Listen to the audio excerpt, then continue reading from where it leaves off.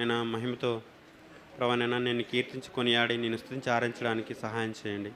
దయగల తండ్రి ప్రభానైనా ఇట్టి తరుణం ఇట్టి అవకాశం మళ్ళా రాదు ప్రభానైనా. మరి ఈ ధన్యత నేను ఎంతో గొప్పది, భాగ్యం ఎంతో గొప్పది.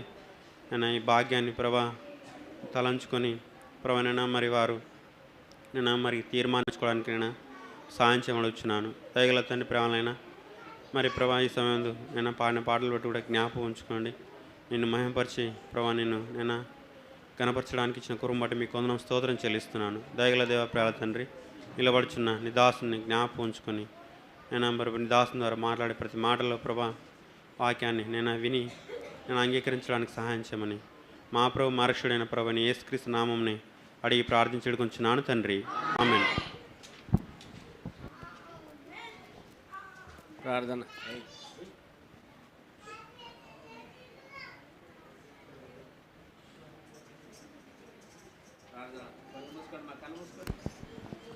ప్రార్థన.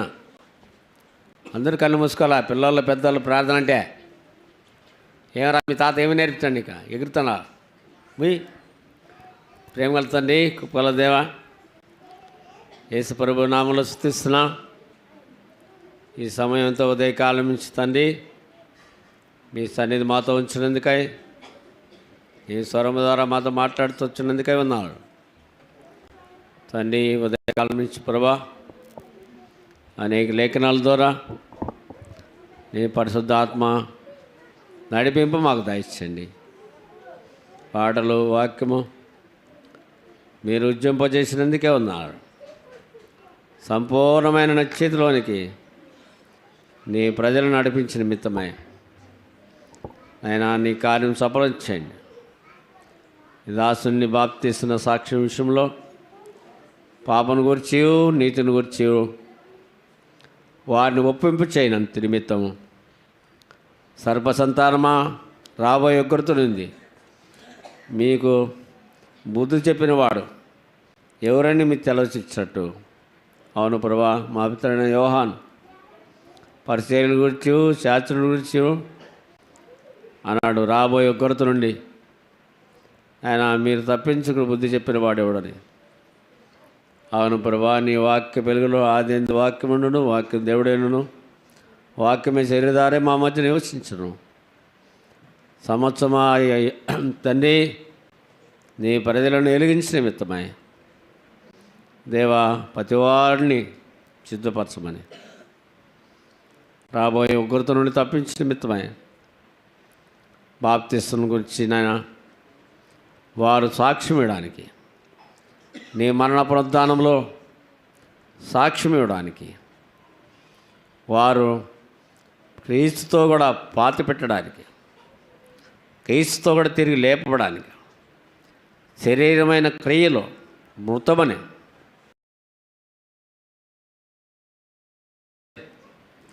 సజీవుడైన దేవుడు వాళ్ళు నివసించుతాడని,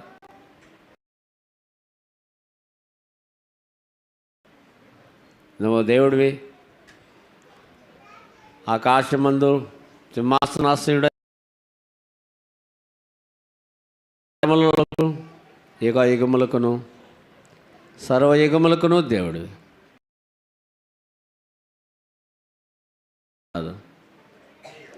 మాకు కాదు యెహోవా, మాకు కాదు, మీ కృపా సత్యమును బట్టి నీ కార్యమును భూమి మీద నెరవేర్చండి. దైవజనుడి రక్షణ ద్వారా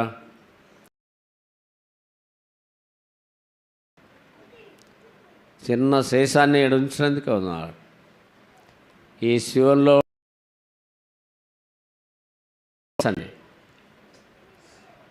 తండ్రి నీ సన్నిధి ఇక్కడ ఉంచండి. మకమకలాడు ధనపనారతి నార్పునున్నావు దేవా, నలిగిన నీళ్లను ఇరవనున్నావు.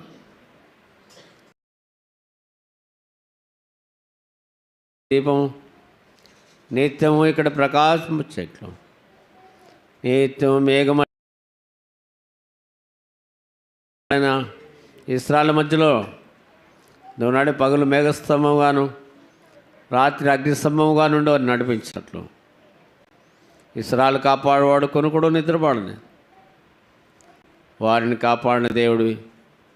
ఈనాడు మమ్మలను కాపాడుతూ సంవత్సరం అంతట్లో మమ్మల్ని కాపాడి నూతన సంవత్సరంలో ఈ 15వ దినమున మమ్మల్ని సజీవులుగా ఉంచి దేవా ఈ దినం కొరకు మమ్మల్ని సిద్ధపరిచినందుకే ఉన్నారు.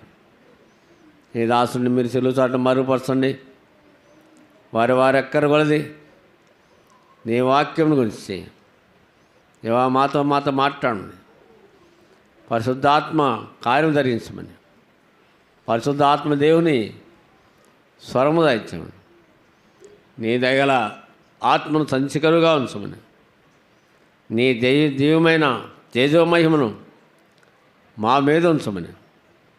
నీవే దేవుడు కనుక, నీవే సమస్తమున ఆధారభూతుడు కనుక యుగములకును సర్వయుగములకును దేవుడు అని తాము రుజుపరుచుకున్నందుకై వర్తమాన భూత భవిష్యత్ కాలంలో ఒకే రెత్తుకున్న దేవా, నేను ఉన్నవాడును అనువాడును జీవించేవాడును ఇదిగో మిత్రుడైతే కానీ సర్వయుగములకును దేవుడు అని తాము రుజుపరుచుకున్నాడు.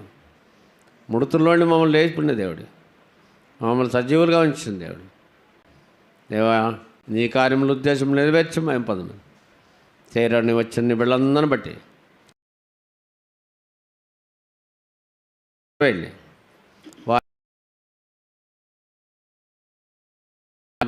సంచరించమని, మీరు సంచారం చేయమని, దయగల ఆత్మను సంచికరుగా ఉంచమని, ఆయన దేవున అనుకరించమని. ఆమేన్.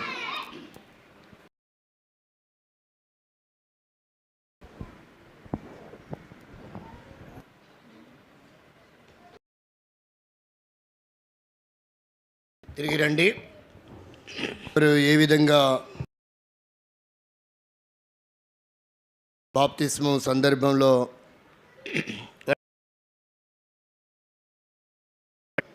లేదో తెలియదు కానీ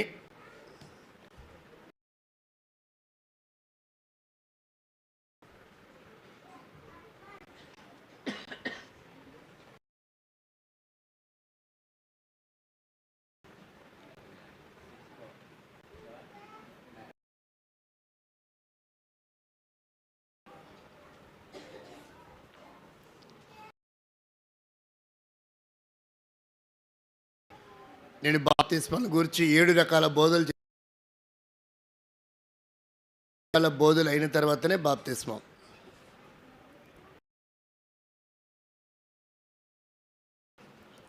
లిస్టులో ఉన్నవారు ఒకరరా, కానీ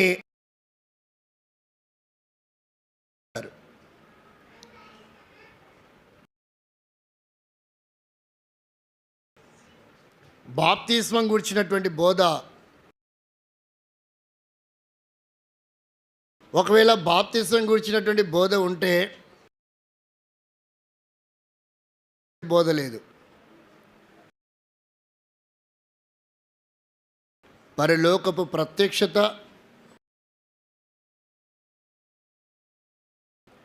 దైవజనుడి భక్సింగ్ గారి ద్వారా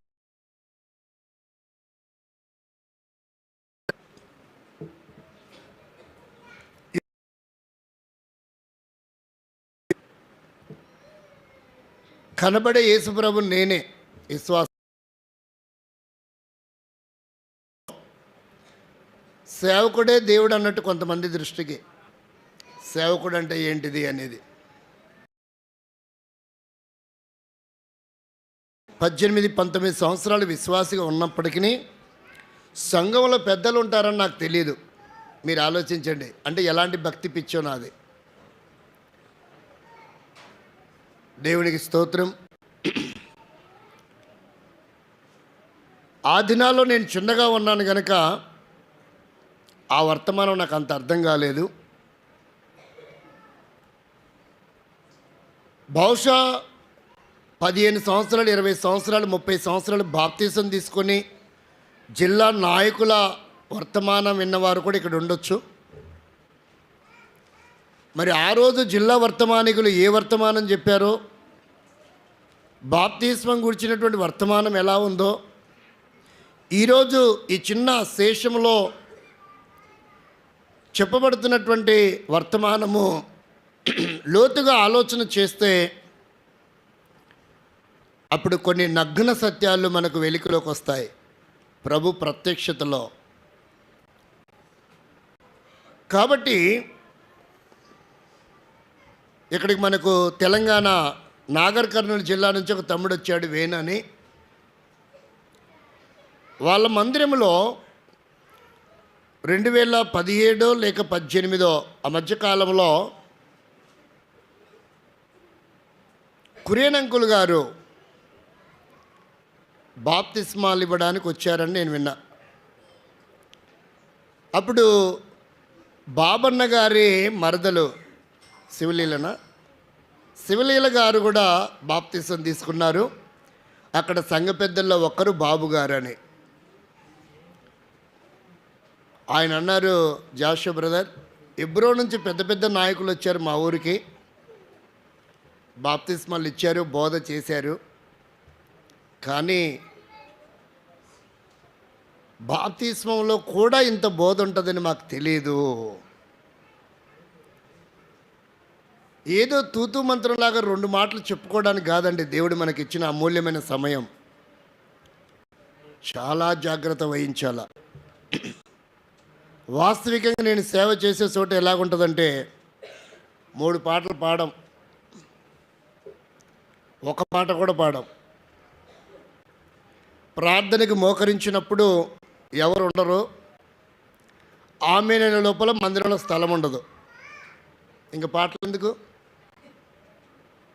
పాడుతూ ఉంటే వాళ్ళు వస్తూ ఉంటారు, ఇది మొదటి పాటనేగా, ఇది 2వ పాటేగా, 3వ పాట కూడా పాడతారులే, కాస్త నిదానంగా వెళ్దాం అనిపిస్తుంది. నేను సేవ చేసే చోట అట్ట కాదు. ఎందుకన్నా టైం వేస్ట్ పాటలు పాడి అనవసరంగా. వర్తమానం చెప్పండి.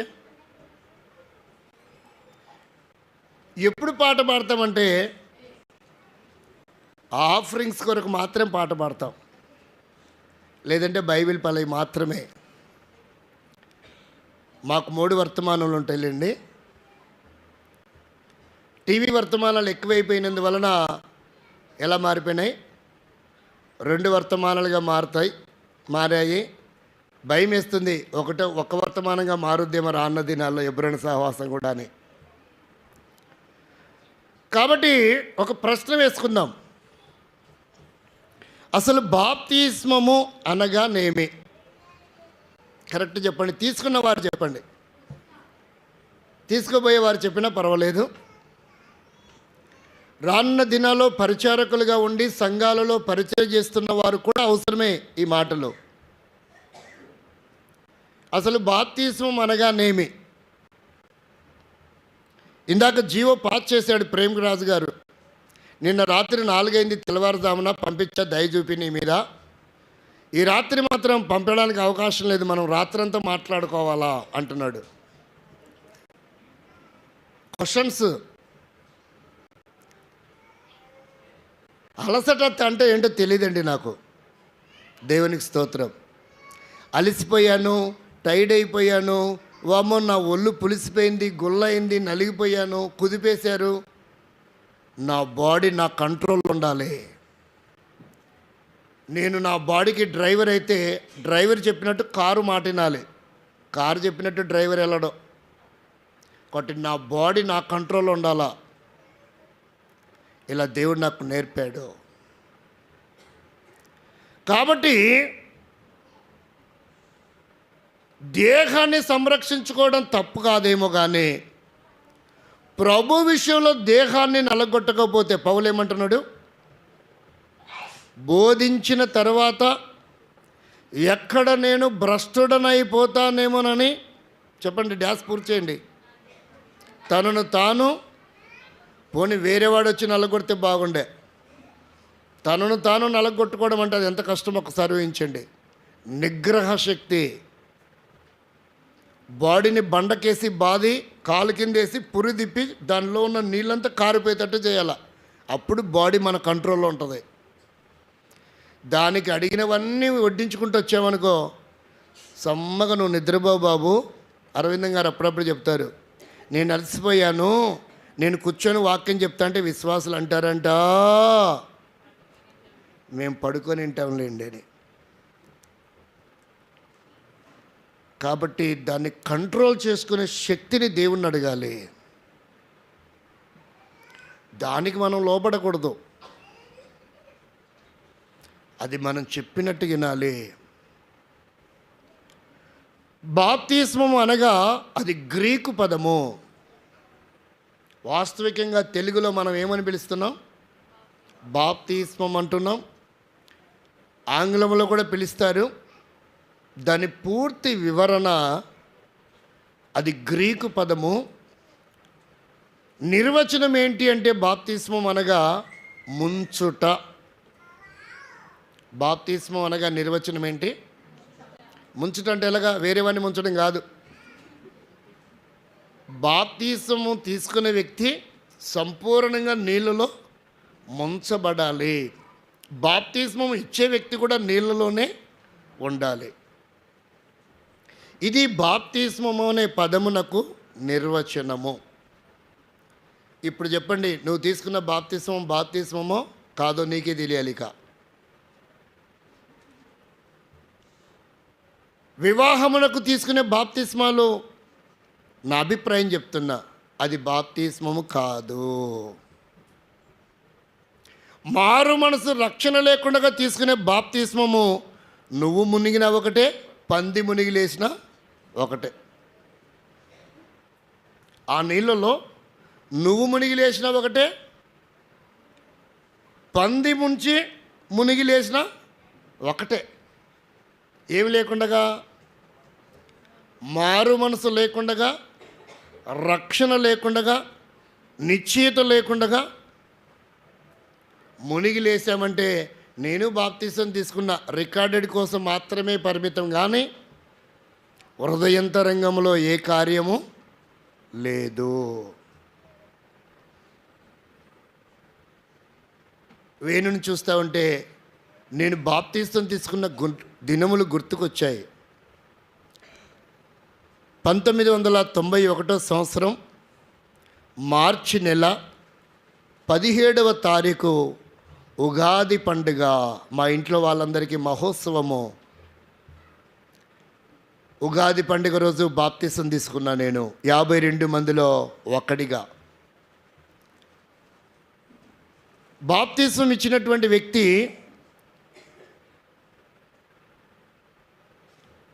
డోన్లో ఉన్నటువంటి రీసెంట్గా వచ్చిన సేవకుడు తిమోతి గారి మామయ్య గారే, బాపట్ల రాజారావు గారు.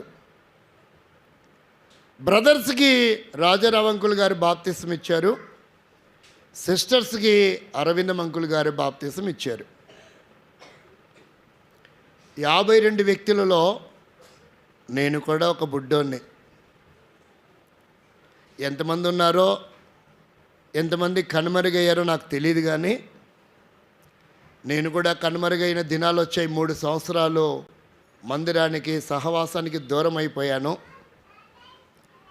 దేవుడు నన్ను సంధించి సమకూర్చి బాత్రూంలో ప్రార్థన చేసుకుని నేర్పించి, ఆ తర్వాత బ్యాప్టిస్ట్ మందిరానికి వెళ్ళడానికి మా తల్లిదండ్రుల ద్వారా నాకు అనుమతి దొరికింది.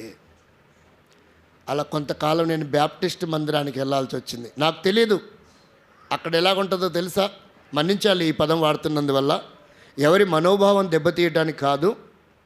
మనకు దేవుని భాగము నమ్మకంగా దేవునికి ఇచ్చేవాళ్ళు ఇక్కడ కూడా ఉంటారు, ఎక్కడైనా ఉంటారు. కొంతమంది ఉండలేరేమో, వారి సంగతి మనకి ఇప్పుడు అవసరం లేదు. ఎంత ఇస్తున్నామో మనకు తెలుసు, పక్కోరికి ఎవరికి తెలియదు. బ్యాప్టిస్ట్ మందిరానికి వెళ్ళిన తర్వాత నాకు అనిపించింది, అక్కడ ఏమంటారంటే ఒక పాస్టర్ గారు ఉన్నారు, ఆయన పేరే కేజే విజయ్ కుమార్ గారు. అప్పుడు అక్కడ సేవకుడు ఆయన. మీకు ఆ పేరు వినిండొచ్చు, చూసిండొచ్చు కూడానేమో. ఫలాని వ్యక్తి దేవునికి కానుక 5 రూపాయలు ఇచ్చాడు, దేవుడు వారిని దీవించునుగాక. ఫలాని వ్యక్తి దేవునికి కానుక 20 రూపాయలు ఇచ్చాడు, దేవుడు వారి కుటుంబాన్ని దీవించునుగాక. అంటే ఇప్పుడు ఏమైంది? వారి కుటుంబం కూడా అయింది. ఒకవేళ ఏ 10 రూపాయలు ఇచ్చే దేవుడు వారిని వారి కుటుంబాన్ని బహుగా దీవించునుగాక అంటారు. నాకు మైండ్ బ్లాక్ అయింది. ఇదేందబ్బా, అది మాకు కొత్త బోధ అయింది. మన సహవాసం ఆ టైంని ఎప్పుడు చూడలా, ఎప్పుడు వినలా, వాక్యం అలా చెప్పట్లేదు. నాకు అవన్నీ నచ్చడం లేదు. కానీ ఏం చేస్తాం, దేవుని సన్నిధికి వెళ్ళాలన్న తృష్ణ, అక్కడికి వెళ్ళడానికి పర్మిషను ఇవ్వబడుతొచ్చింది. అలా కొంతకాలం వెళ్ళాను. ఆ తర్వాత ప్రభువు నాకిచ్చిన శక్తి సామర్థ్యాలు, నాకిచ్చిన ధైర్యాన్ని, నాకిచ్చిన స్థితిని బట్టి నేను మరలా హెబ్రోను క్రమంలాగా ఉండే ఒక మందిరానికి వెళ్ళాను. అది కూడా సియోనే. అక్కడ నన్ను దేవుడి సేవ కొరకై పిలిచాడు. అక్కడ నేను, నా డ్యూటీ ఏంటో తెలుసా, చెప్పుల స్టాండ్లో పనిచేయడం. ఆ డ్యూటీ ఎవరు చేయట్లా, అది నా కోసం రెడీగా ఉండేది. ఇంకొక పోస్ట్ ఉంది అక్కడ, బాత్రూమ్ శుభ్రపరచడం. అక్కడికి ఈరోజు రావాల్సిన వ్యక్తి రాలేదు. ఆలూరులో ఉంటాడు ఆయన, సత్యానందం. అదే ఆయన్నే. 16 ఇయర్స్ కాదు, 60 ఇయర్స్ అబ్బాయి. ఆయన మందిరంలోనే పడుకునేవాడు కనుక ఆయన బాత్రూమ్కి అడిగేవాడు. నేను మందిరంలో పడుకునేవాడిని కనుక సహకారిగా ఉండి చెప్పుల స్టాండ్లో డ్యూటీ చేస్తూ, సండే స్కూల్ పరిచర్య చేస్తూ, ఆరాధన వర్తమానం చెప్తూ, బల్ల వర్తమానం చెప్తూ అలా పరిచర్యలో కొనసాగుతూ వచ్చాను. ప్రియమైన వారలారా, మనం గమనించవలసిన విషయం ఏంటంటే, బాప్తిస్మానికి మా కుటుంబ సభ్యులకు చెప్పలేదు. అప్పుడు స్టార్ట్ అయింది శ్రమ, హింస, శిక్ష. వస్త్రాలు మారే ఇంటికి వచ్చే వరకే. ఇప్పుడు వాడు కూడా అంటున్నాడు, వేణు అంకుల్, నేను అమ్మ నాన్నకి ఏం పెట్టకుండా వచ్చా. ఇప్పుడు నా పరిస్థితులు, నేను ఎలాగొచ్చానో వెళ్ళేటప్పుడు అలాగే వెళ్ళా. డ్రెస్ ఒకటే మార్చుకోలే. నా అవతారం మార్చుకొని వెళ్తే మళ్ళీ నాకేమి జరుగుతుంది, తేడా జరిగే అవకాశం ఉంది అంటున్నాడు. వారి స్నేహితుడు ఒక అబ్బాయి ఉన్నాడు, మన మధ్య పెళ్లి చేశాం. ఎప్పుడయ్యా, 27వ తారీఖు పోయిన నెల. ఆదిలాబాద్ నుంచి వచ్చి పెళ్లి చేయాల్సి వచ్చింది. వాడికి కూడా వాళ్ళ తల్లిదండ్రులకు తెలియకుండా రహస్యంగానే బాప్తిసం ఇచ్చాం ఆంధ్రలో, గుంటూరు జిల్లాలో. మొత్తానికి పెళ్ళి కూడా అయింది, ఒక ఇంటోడయ్యాడు. వాళ్ళ తల్లిదండ్రి క్రైస్తవ వివాహానికి అంగీకరించారు. అమ్మాయి కూడా క్రైస్తవురాలు కాదు, వీళ్ళ తల్లిదండ్రులు కూడా క్రైస్తవులు కారు. ప్రభు మహాకృప, ఈ దరిద్రం మొహాన్ని చూసి వాళ్ళ తల్లిదండ్రులు ఒప్పుకున్నారు. వచ్చేది వాడా, జాషోనా, సరిపో, చేసుకోపో, క్రైస్తవ పెళ్ళే అని. ఎంత గ్రాండ్గా జరిగిందో తెలుసండి. అందరూ భయంకరమైన త్రాగే అలవాటు కలిగిన వారు వచ్చారు. తెలంగాణ వాసులు అంటే ఎలా ఉంటారు, ఇక తాత, మనమడు, ముమ్మనమడు, ముత్తాతలు అందరూ కలిసి సరదాగా దావత్ చేసుకుంటారు, అంటే పార్టీ చేసుకుంటారు. అలాంటి ప్రజలు యేసు నమ్మని వారు వచ్చి పిన్ డ్రాప్ సైలెంట్గా, అప్పటి వరకు క్రైస్తవ పెళ్ళి అంటే ఏంటో తెలీదు. ఎంతమంది వచ్చారో, దాదాపుగా 500 నుంచి 600 మంది వచ్చారంట. ఎంత ప్రశాంతంగా జరిగిందో ఆ వివాహం. కొంతమంది అంటున్నారు, అతను కాకుండా ఇంకోరైతే గొడవలు జరిగేటివే. అతను కనుక, మీ ఊర్లో కనుక ఇలా తిరుగుతున్నారు, అదే మా ఊర్లో అయితే ఒక్కడికి వీపు మీద కొడితే ఇంకా ఎవ్వడు కూడా మళ్ళీ లేచి తిరగటం, కదలటం ఉండదు. ఫస్ట్ ఎవరిని కొడుతున్నా తెలుసా, 1.5 సంవత్సరం వయసున్నప్పుడు మా అబ్బాయిని కొట్టాను. వాడు పాల కోసం ఏడ్చాడో దేనికోసం ఏడ్చాడో తెలియదు. ఫుల్ పెట్టి దిగిపోయి ఒక్కటేడిస్తే మొత్తం పిన్ డ్రాప్ సైలెంట్. మళ్ళీ ఇంకా ఆ ఊరు నుంచి ట్రాన్స్ఫర్ అయ్యేదాకా ఎవడు ఏడవలా, ఎవడు తిరగలా. అంటే శిక్ష ఎక్కడ మొదలు పెట్టాలా? నా పిల్లలైతే ఒకలాగా, వేరే వాళ్ళ పిల్లలైతే ఒకలాగా కాదు. కంట్రోల్ చేయంటే అసలు ఇక్కడనే స్టార్ట్ చేయాల. అప్పుడు కానీ సత్యం ఏంటి, వామో వాళ్ళ పిల్లల్నే కొట్టాడంటే అసలే లేక పుట్టాడు మావాడు, ఏమన్నా అయితే కష్టమని వాళ్ళు జాగ్రత్త పెట్టుకుంటారు. మీ ఊరు అటు టౌను కాదు, ఇటు విలేజ్ కాకుండా ఉంది కనుక ఇలా నడుస్తూ ఉంది. సరే కానివ్వండి, దేవుని స్తోత్రం. పిల్లలు సహజంగా వాళ్ళకి అలాంటి అలవాటు ఉంటుంది. నిర్బంధించడం కూడా అంత మంచిది కాదని నేను తర్వాత తెలుసుకున్నాను, ప్రభు నాతో మాట్లాడిన తర్వాత. చాలా సవరించుకుంటానండి. రాజ్యాంగంలోనే ఎన్నో అమెండ్మెంట్ జరుగుతున్నప్పుడు నా జీవితంలో అమెండ్మెంట్ చేసుకోవడం పెద్ద తప్పే ఉంది ప్రభు కొరకు. కాబట్టి ఇక్కడ మనం గమనిస్తే చూడండి, సత్యవేద గ్రంథం బైబిల్లో ఒక అద్భుతమైన విషయాన్ని మనం చదువుతాం.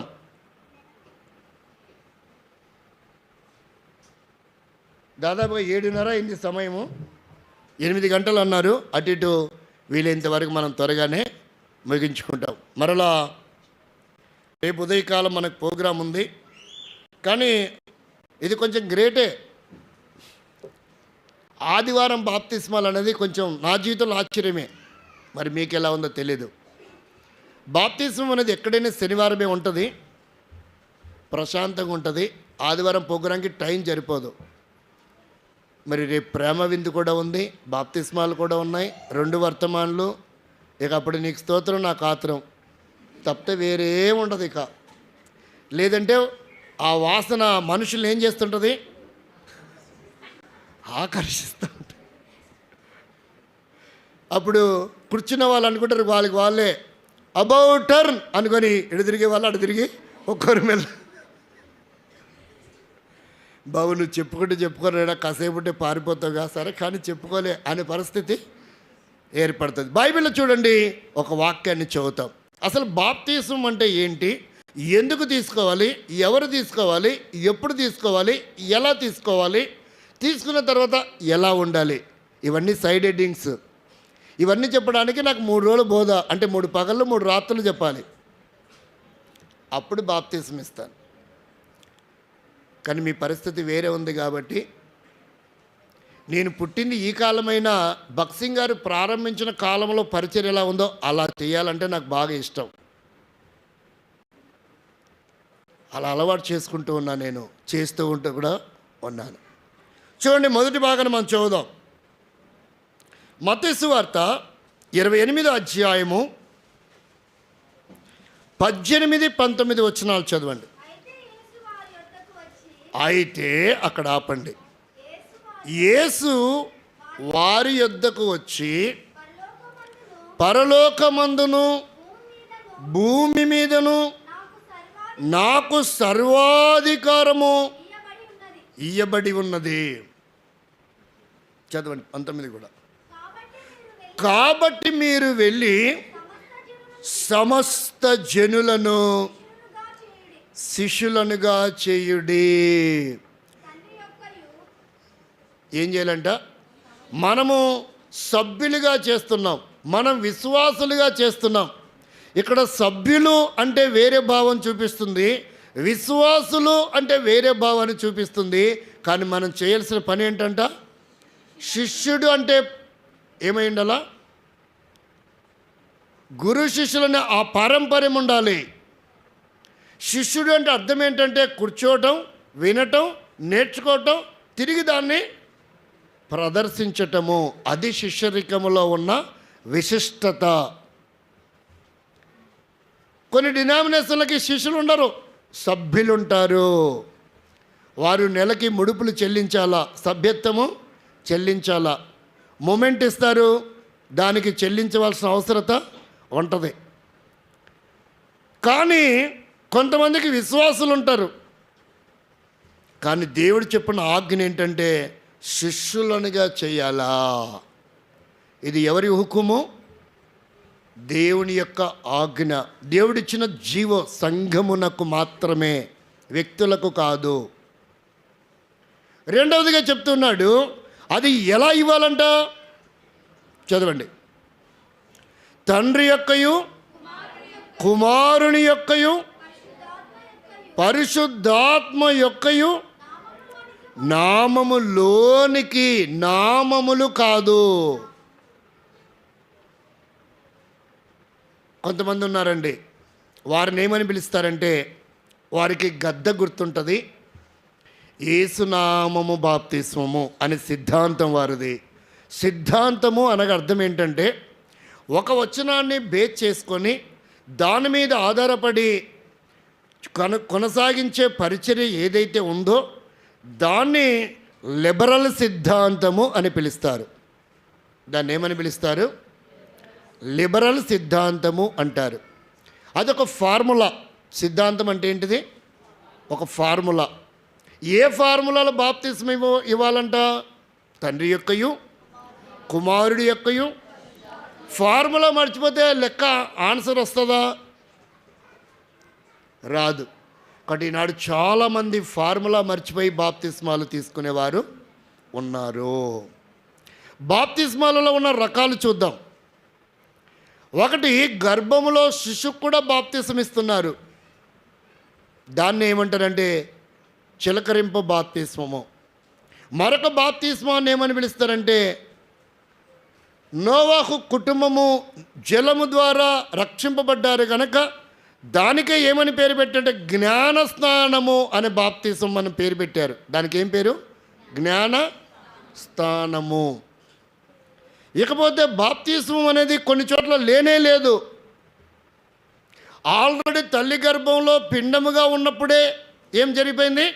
బాప్తిస్మం జరిగిపోయింది. ఏ నీళ్ళల్లో? ఉమ్ము నీరులో. కాబట్టి ఇంకా బాప్తిస్మము అవసరము లేదు. బుద్ధిహీనులు ఉన్నారండి, మీకు తెలియదేమో. పెద్ద పెద్ద సిటీలు ఉంటే ఇవన్నీ బయటకు వస్తాయి. మనం బావిలో కప్పల్లాగా కూడా మనకేం తెలియదు, ఇదే కరెక్ట్ అనుకుంటాం. అన్ని డినామినేషన్తో దేవుడి సంబంధాన్ని ఇచ్చాడు. అన్ని సిద్ధాంతాలు ఆవుపూస పట్టానని చెప్పలేను, కానీ తెలుసుకున్న ఏదో మిటిమిటి జ్ఞానంతో, మీ అంత కాదు కానీ. కాబట్టి ఇక్కడ మనం చూస్తే మరొక సిద్ధాంతం ఉంది, సాల్వేషన్ ఆఫ్ ఆర్మీ. అదేం డినామినేషన్? వారు ఏం చేస్తారో తెలుసా? బాప్తిస్మం లేదు, ఒక జెండా పాతారు, ఆ జెండా నీడలో నిలబడితే బాప్తిస్మం అయిపోయినట్టే. ఉందండి, రక్షణ సైన్యం ఉందో లేదో మరి ఏరియాలో. ఉత్తర కోస్తాంధ్రలో, దక్షిణ కోస్తాంధ్రలో చూస్తే మనకు కనబడుతుంది. కాబట్టి గమనించవలసిన విషయం చూస్తే మరొక డినామినేషన్ ఉంది. ఆ డినామినేషనే LAF. వారు ఏం లేదు, కూర్చోవాలా, దేవుడు మాట్లాడాలా, కన్నీరు కార్చాలా, ఏదో ఒక తోటకెళ్ళి 40 రోజులు ఉపవాసం ఉండటమే. ఎవరు మాట్లాడిన దాకా? దేవుడు మాట్లాడిన దాకా. వాడికి దేవుడు మాట్లాడింది, దయ్యం మాట్లాడింది కూడా తెలుసా? వాడు బాధ తట్టుకోలేక, కడుపు పస్తు పెట్టుకోలేక, ఏ గ్లిజరినో ఏ జెండుబామో కంటికి రాసుకొని కన్నీరు గార్చినట్టు యాక్షన్ చేసి దేవుడు నాతో మాట్లాడాడండి, అయిపోయింది, మాట్లాడా, అయితే నీ పాపాలు క్షమించబడ్డాయి. ఎప్పటి నుంచి ఒప్పుకోవాలంట? భూమి మీద పడినది మొదలుకొని 77 సంవత్సరం వరకు వాడు ఏమేం పాపాలు చేశాడో ఏం చేయాలంట? నాకైతే మధ్యాహ్నం ఏం తిన్నాను ఇప్పటికీ గుర్తుండదు. ఇంక నా జీవితకాలం అంతది ఒప్పుకుంటానా? మీరు మంచిలే, మీరు ఒప్పుకోగలరు, నా వల్ల అయితే అవదు. ఇక అయిపోయినట్టే. దాన్ని ఏమంటారు అంటే మారు మనసు. గోనెపట్ట కూడా కట్టుకుంటారు, బూడిదలో కూడా కూర్చుంటారు. ఒక స్వామి ఉన్నాడు, పాస్టర్ గారే, గోనెపట్ట స్వామీజీ. ఆయన పేరేంటి? గోనెపట్ట స్వామీజీ. ఇంకొక పాస్టర్ ఉండు, రాక్షసులాగా ఉంటాడు, ఆయన పేరేంటి అని తెలుసా? సాధు యోహాన్ గారు, పాస్టర్. ఆయన కూడా, నేను కూడా ఒకసారి పాట పాడినప్పుడు సాధువై ప్రార్థించు యేసుననే ఆ పాటలో చరణం ఉంది కదా, అప్పుడు నేను కూడా సాధువు అయ్యాలండి. 4 నెలలు సేవింగ్ పెంచాను. ఆ తర్వాత నేనేంటంటే దరిద్రంగా ఇలాంటి తలపు వచ్చిందని ఆ తర్వాత ఆగస్టు 15వ తారీఖు వస్తే ఆ దరిద్రాన్ని తొలగించుకున్నా. ఇలా కొన్ని మక్కి ఆలోచించే అలవాటు నాకు చిన్నప్పుడు ఉండేది. మీకు తెలియదేమో, పాటలు ఎందుకు పాడని తెలుసా? పాటలు పాడేవాడు సైతాన్ అని నేను ఒక బోధ విన్నా. అప్పుడు నా వయసు 8వ సంవత్సరం. అంటే అంటే నాకు తెలియని వయసు అది. ప్రధాన గాయకుడే అతిశయించాడు, పాటలు పాడే దేవుని పరలోకం వైభవాన్ని సంతోషపెట్టేవాడు అతిశయించి దేవుని కంటే గొప్పగా గర్వించి పడదోయబడ్డాడు. వాడే సైతాను. కాబట్టి వాడి పని ఏంటి? ముందు ఏం చేసేవాడు? పాటలు పాడే. అప్పుడు నాకు అట్లా, ఓహో, పాటలు పాడేవాళ్ళు సైతాన్లు అనమాట. ఏ రోజుకైనా వాడు ఏమవుతాడు? నా ఫీలింగ్స్ అండి, అది మన్నించాలి. సింగర్స్ ఈ విషయాన్ని చిన్న వయసులో కనుక అమాయకంగా తెలియక అలా అర్థం చేసుకునేవాడిని. సేవకుడు అయ్యాక తెలిసింది పాట పాడాలని, రాదుగా. అయితే దేవుని స్తోత్రం, మన సహవాసంలో ప్రతి సంఘంలో సింగర్స్ ఉంటారు, వారిని వాడుకుంటే సరిపోతుందని నేను దాన్ని మార్చుకున్నటువంటి అవకాశం కూడా వచ్చింది. వాస్తవంగా ఈ పాటలు రావులేండి, ఎప్పుడైనా తూతు మంత్రంలాగా అంతే. మీకు తెలియదేమో, పల్లవి మాత్రమే వర్తమానంలో ఎత్తగలను కానీ చరణం తెలీదు, చరణానికి ఎటు వెళ్ళాలో తెలియదు దారి, నాకు అక్కడ ఆగిపోతుంది. అట్లుంటుంది నా పరిస్థితి. అంటే దానితో నాకు ఎక్కువ సంబంధాలు పెట్టుకోలేకపోయాను, అది నా వల్ల అవలేకపోయింది. కాబట్టి నిజంగా పాటలు పాడడం చాలా కష్టం. పాటలు పాడేవారు ఉన్నందువల్ల వారిని అభినందించలేకపోతున్నాను, ఎందుకంటే ఆ స్థితి నాకు లేదు గనక. ఖచ్చితంగా మనం గణపరచాలా, మనకి ఏదైతే లేదో ఉన్నవారిని చూసి మనం ప్రశంసించాలా, గౌరవించాలా, వారిని ఇంకా కొంచెం ఎంకరేజ్ చేయాలా. బ్రదర్ ఇది కొంచెం ఇలా పాడినట్టున్నారు, కొంచెం ఇలా కనుక పాడగలిగితే ఇంకా అద్భుతంగా ఉంటుంది, అమోఘంగా ఉంటుంది అని కనుక మనం చెప్పగలిగామనుకో, వాళ్ళకి మనం పుష్కులు చేసిన వాళ్ళం అవుతాం, ఆనిముత్యంగా తయారవుతారు.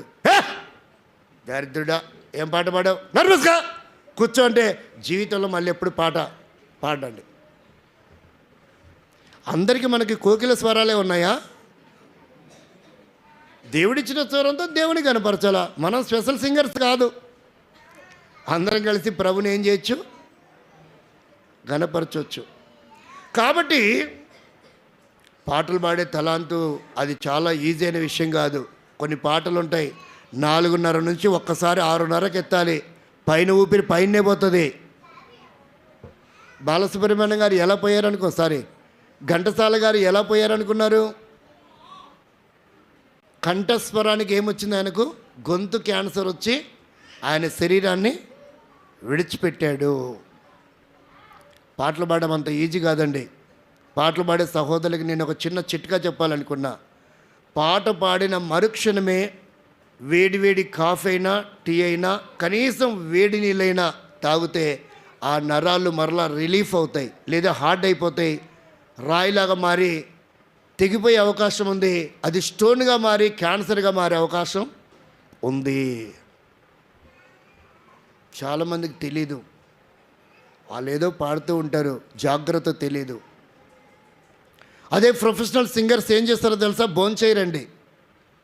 పాటలు అయిపోయే వరకు ఏం చేయరు, భోంచేయరు. పబ్లిక్ మీటింగ్లో జరిగే సింగర్స్ పాటలు అయిపోయిన తర్వాత భోంచేసి పడుకుంటారు, వాళ్ళు వాక్యం వినరు. వాళ్ళ పీరియడ్ పోర్షన్ అయిపోయింది, ఇంకా వాళ్ళ వాక్యము వినరు. కాబట్టి ఇలా ఎన్నో చెప్పుకోవచ్చు. కానీ మొట్టమొదటి ఏంటంటే బాప్తిస్మము అనగా ఏంటంట? అది ముంచుట, అది గ్రీకు పదము. రెండవది మనం గమనిస్తే బాప్తిస్మం ఇచ్చేవారు నీళ్ళలో ఉండాలి, పుచ్చుకున్నవారు సంపూర్ణంగా ముంచబడి పైకి లేపబడాలి. రకరకాల సిద్ధాంతాలు ఉన్నాయి, అవి నిజమైన బాప్తిస్మాలు కాదు, అవి దేవుని ఆజ్ఞానుసారమైన బాప్తిస్మాలు కాదు. మూడవదిగా చూస్తే ఏంటంటే బాప్తిస్మము ఎలా తీసుకోవాలా, ఏ ఫండమెంటల్లో తీసుకోవాలి? తండ్రి యొక్కయు కుమారుని యొక్కయు పరిశుద్ధాత్మ యొక్కయు. అంటే ఇక్కడ ప్యూరల్గా కనపడుతుందా, సింగులర్గా కనపడుతుందా? నామములు అని లేదు, నామము అని ఉంది. తండ్రి అంటే ఇప్పుడు ఎవరు? యెహోవా అని. కుమారుడు అంటే ఎవరు? ఆ బుద్ధిహీనులు ఎలా చెప్తారో తెలుసా, వ్యాఖ్యానం చేస్తారో తెలుసా, వర్ణిస్తారో తెలుసా? తండ్రి అనేది నామం కాదు, కుమారుడు అనేది నామం కాదు, పరిశుద్ధాత్మ అనేది నామం కాదు. కాబట్టి మీ బోధ తప్పు, మీ బాప్తిసం తప్పు. కాబట్టి యేసునామంలో బాప్తిసం తీసుకోండి. యేసునామం బాప్తిసం అనేది ఎందుకు వచ్చింది? దానికి ఒక కాన్సెప్ట్ ఉంటుంది, అంతలేనిది అది రాదు కదా. ఇప్పుడు చదవండి పేతురుపత్రిక 2వ అధ్యాయము 38వ వచనం. పేతురుపత్రిక 2వ అధ్యాయం 38వ వచనం.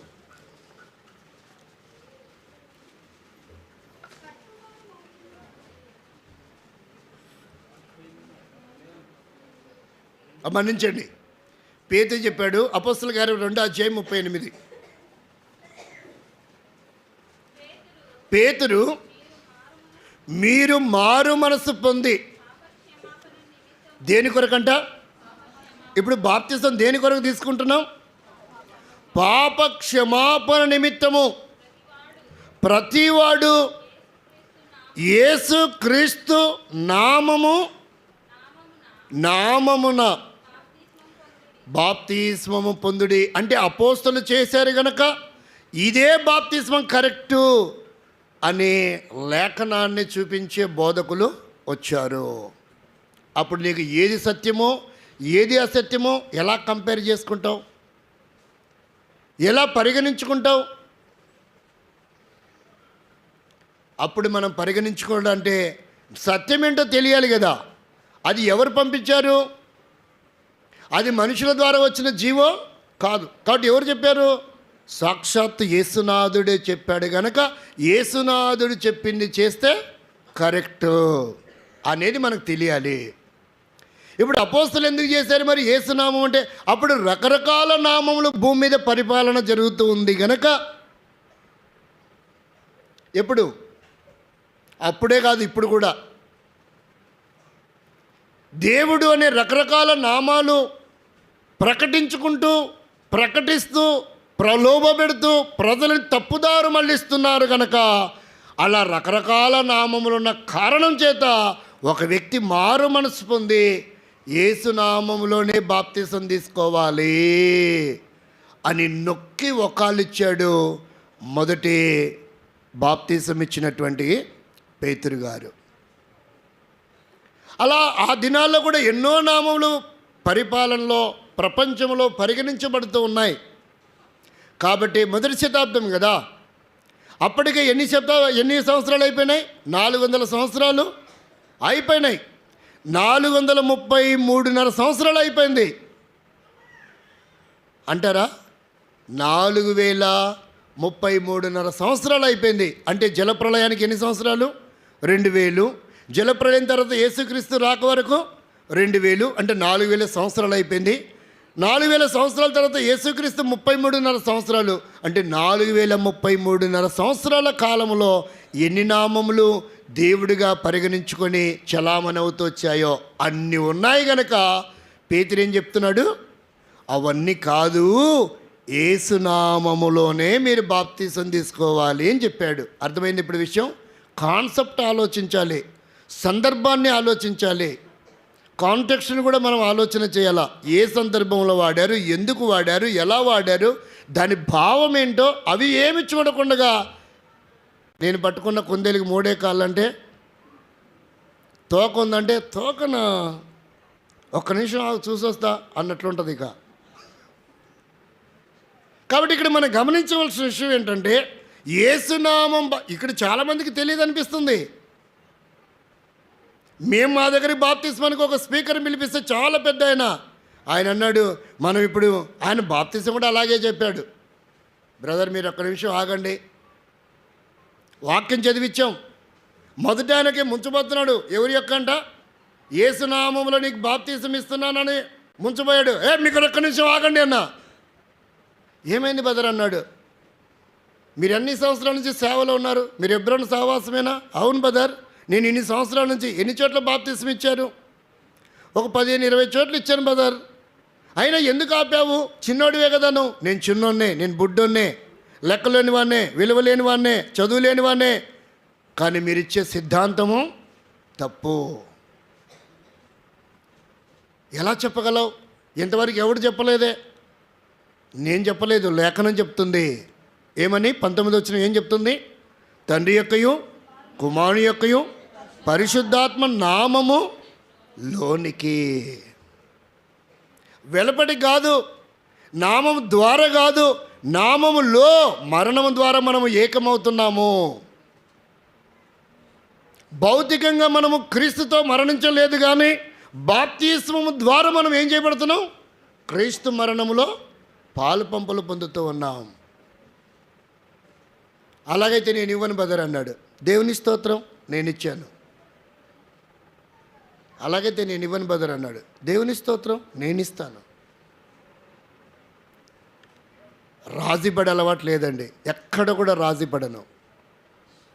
సింహం లాంటి వ్యక్తి, ప్రపంచానికి మొదటి సేవకుడిగా పిలువబడుతున్నటువంటి మన సహవాసం కురేని గారు పక్కనుంటే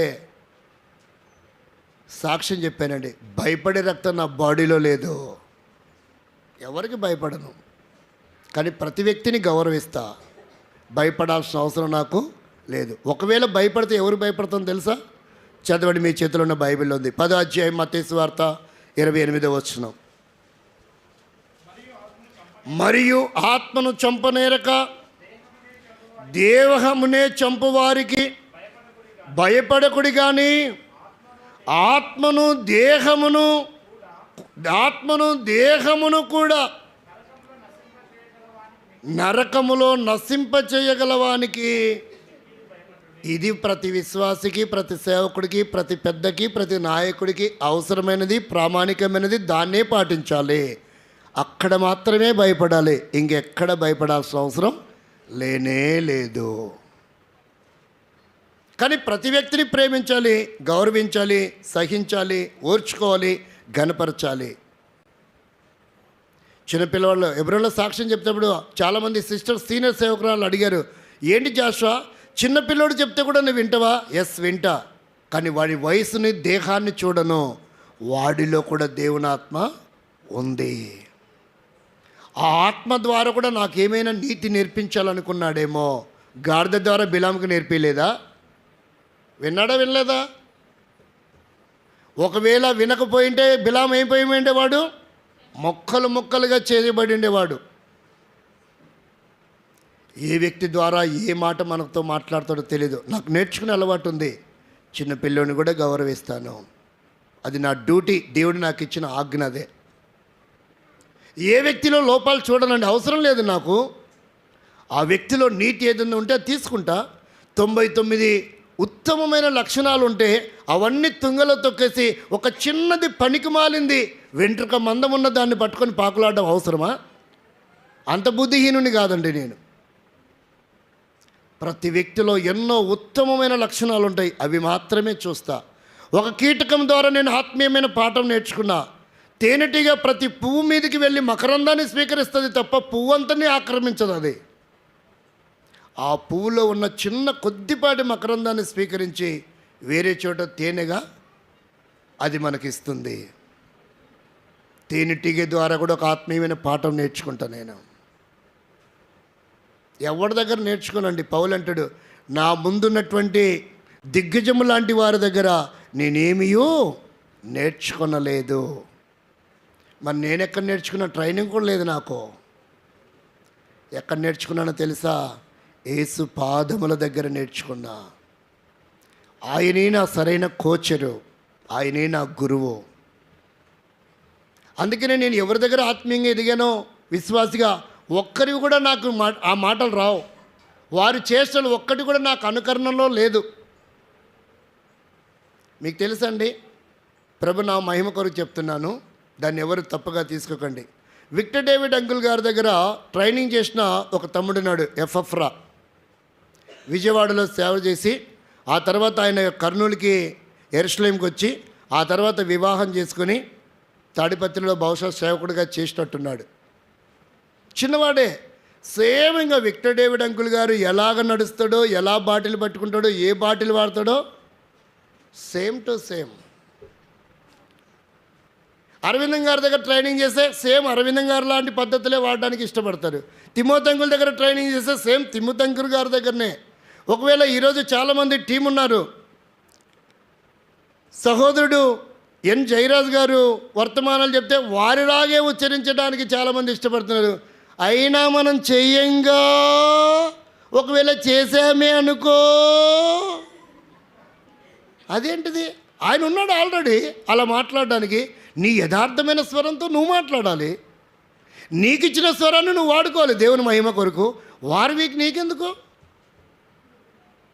అది కూడా బుద్ధిహీనత.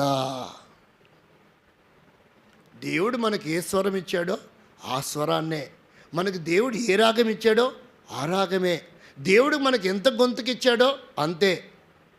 మంచం ఎంతుంటే కాళ్ళు ఏం చేసుకోవాలా, అంతే చాపుకోవాలా. నేను 6 అడుగులు ఉన్నాను, బయట చాపుకో ఏదో తగిలేసి కాళ్ళు ఇరగొట్టేసి వెళ్ళిపోతుంది. మన స్వరం ఎంతుంటే అంత ఎత్తుకోవాలా. ఇంకోటి చెప్పనండి, సింగర్స్కి ఇదొక సలహా, మన స్వరం ఎంతుందో ఆ సైజు పాటలే ఎంచుకోవాలి. ఆ సైజు పాటలే ఎంచుకోవాలి. మనకు 1.5 స్కేల్ ఉంటే 1.5 స్కేల్ ఉన్న పాట ఎంచుకోవాలి. 3.5 ఉన్నది ఎంచుకోకూడదు, 4.5 ఎంచుకోకూడదు. మధ్యలోనే ఆగిపోతాం, ఇంకా ముందుకెళ్ళాం. సాగిపోతుందని పాట పాడుకుంటూ ఆగిపోయే పరిస్థితి ఏర్పడుతుంది. కాబట్టి మనం చాలా జాగ్రత్త ఉండాలి. మనకు ఎంత స్వరం ఉంటే అంతే. ఆ స్వరంతోనే దేవుని మహింపరచాల. ప్రభా, నాకు ఈ స్వరమే ఇచ్చావు, ఈ స్వరంతోనే నిన్ను మహింపరుస్తా, ఇంకా వేరేది నాకు వద్దు ప్రభా.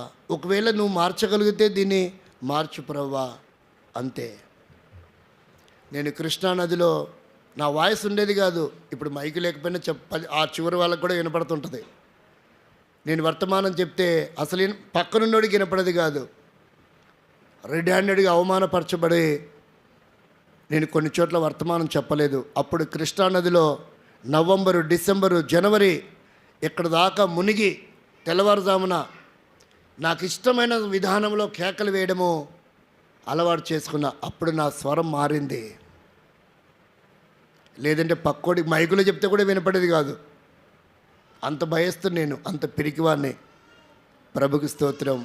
తన ప్రజల క్షేమం కొరకు ఇలా కొంచెము వాయిస్ని పెంచుతూ వచ్చాడు. అది కూడా ప్రభు కృపనే. నాకంటూ ఏది లేదు, నాదంటూ ఏది లేదు. అది ఏదైనా ప్రభు తన ప్రజల కొరకు, తన కొరకు, తన మహిమ కొరకు మాత్రమే అని నేను ఎరిగిన సత్యం ఇది. వేరే వాళ్ళ సంగతి నాకు తెలీదు, నన్ను అడగవకండి. కాబట్టి ఇక్కడ మనం గమనించవలసిన విషయం ఏంటంటే, ఇదేంటిది? దేవుడు మనకిచ్చిన ఆజ్ఞ. ఇప్పుడు దాన్ని పాటించాలా పాటించకూడదా? ఆజ్ఞ అతిక్రమం ఏమవుతుంది? పాపం అవుతుంది. ఎవరు తీసుకోవాలంట? మారు మనసు ఎవరైతే పొందుతారో దేని కొరకు తీసుకోవాలంట? పాప క్షమాపణ నిమిత్తం. మరి మీరు ఎందుకు తీసుకున్నావో నాకు తెలియదు.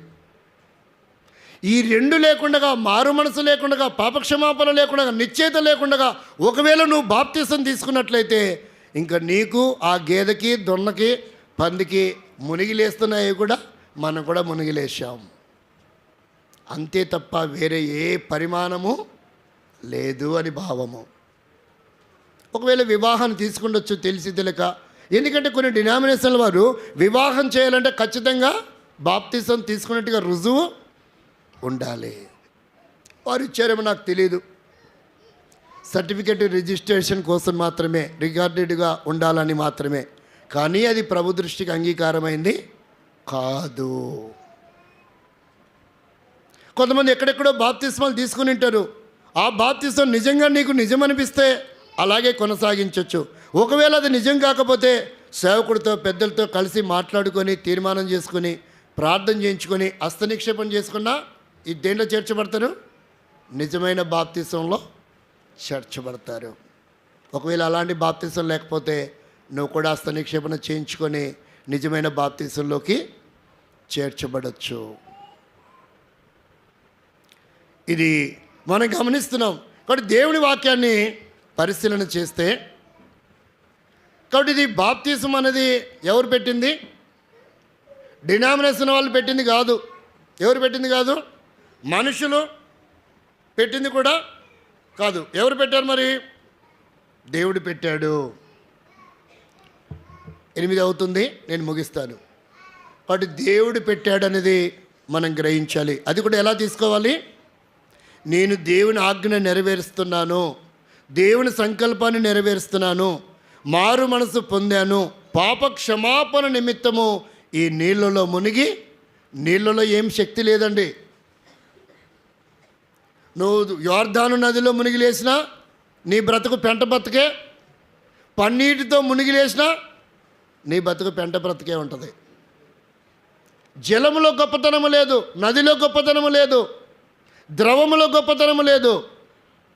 అది దేవుని ఆజ్ఞగా మారు మనసు పొంది పాపక్షమాపణ నిమిత్తమే తీసుకుంటున్నాను. అది మనసులో హృదయంతరంగంలో జరగవలసిన కార్యమే తప్ప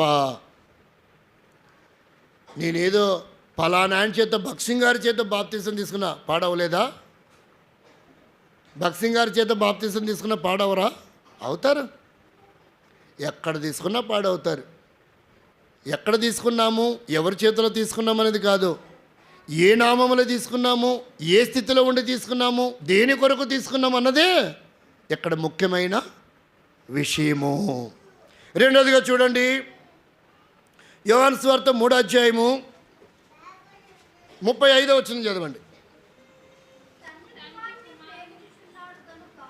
తండ్రి కుమారుని ప్రేమించుచున్నాడు గనక ఆయన చేతికి సమస్తము అప్పగించి ఉన్నాడు. కుమారుని యందు విశ్వాసం ఉంచిన వాడే, అంటే ఇప్పుడు విశ్వాసము కూడా అవసరం. ఎవరి ద్వారా అంట? రాత్రి ఈ టాపిక్ కూడా మాట్లాడుకున్నాం. యెహోవా విట్నెస్ అనే ఒక డినామినేషన్ ఉంది. వాళ్ళు రహస్యంగా కూడుకుంటారు, బహిరంగ ప్రార్థనలు ఉండవు. వారు క్రైస్తవుల దగ్గరికే వచ్చి బుక్కులు ఇచ్చి మనసులను చెరుపుతూ ఉంటారు. బైబిల్ ఏముంది తెలుసా? మనము యెహోవాకు సాక్షులమనుంది. మరి మీరెవరికి సాక్షులు? కాబట్టి మీ విశ్వాసం కరెక్ట్ కాదు. అయిపోయింది, గలిబిలి అవుతుంది. ఇక వారి దగ్గర బైబిల్ ఉండదు, బుక్లెట్స్ మాత్రమే ఉంటాయి. వారు ఎంతో ప్రేమగా, మీరు క్రైస్తవులండి, ప్రార్థనకి వెళ్తారండి, అవునంటే అలాగైతే ఇది తీసుకోండి చదవండి, ఇలా స్లోగా పాయిజన్ లాగా మనకు అప్లై చేస్తారు దాన్ని. మనం అనుకుంటాం, ఓహో మేము క్రైస్తవులమే కదా, అంటే ఇది క్రైస్తవుల బుక్కే కదా, అయితే తీసుకోవచ్చు కదా, చదువుకోవచ్చు కదా, తప్పేముంది కదా అనుకుంటాం. కానీ మన మనసు ఏమైపోతుంది?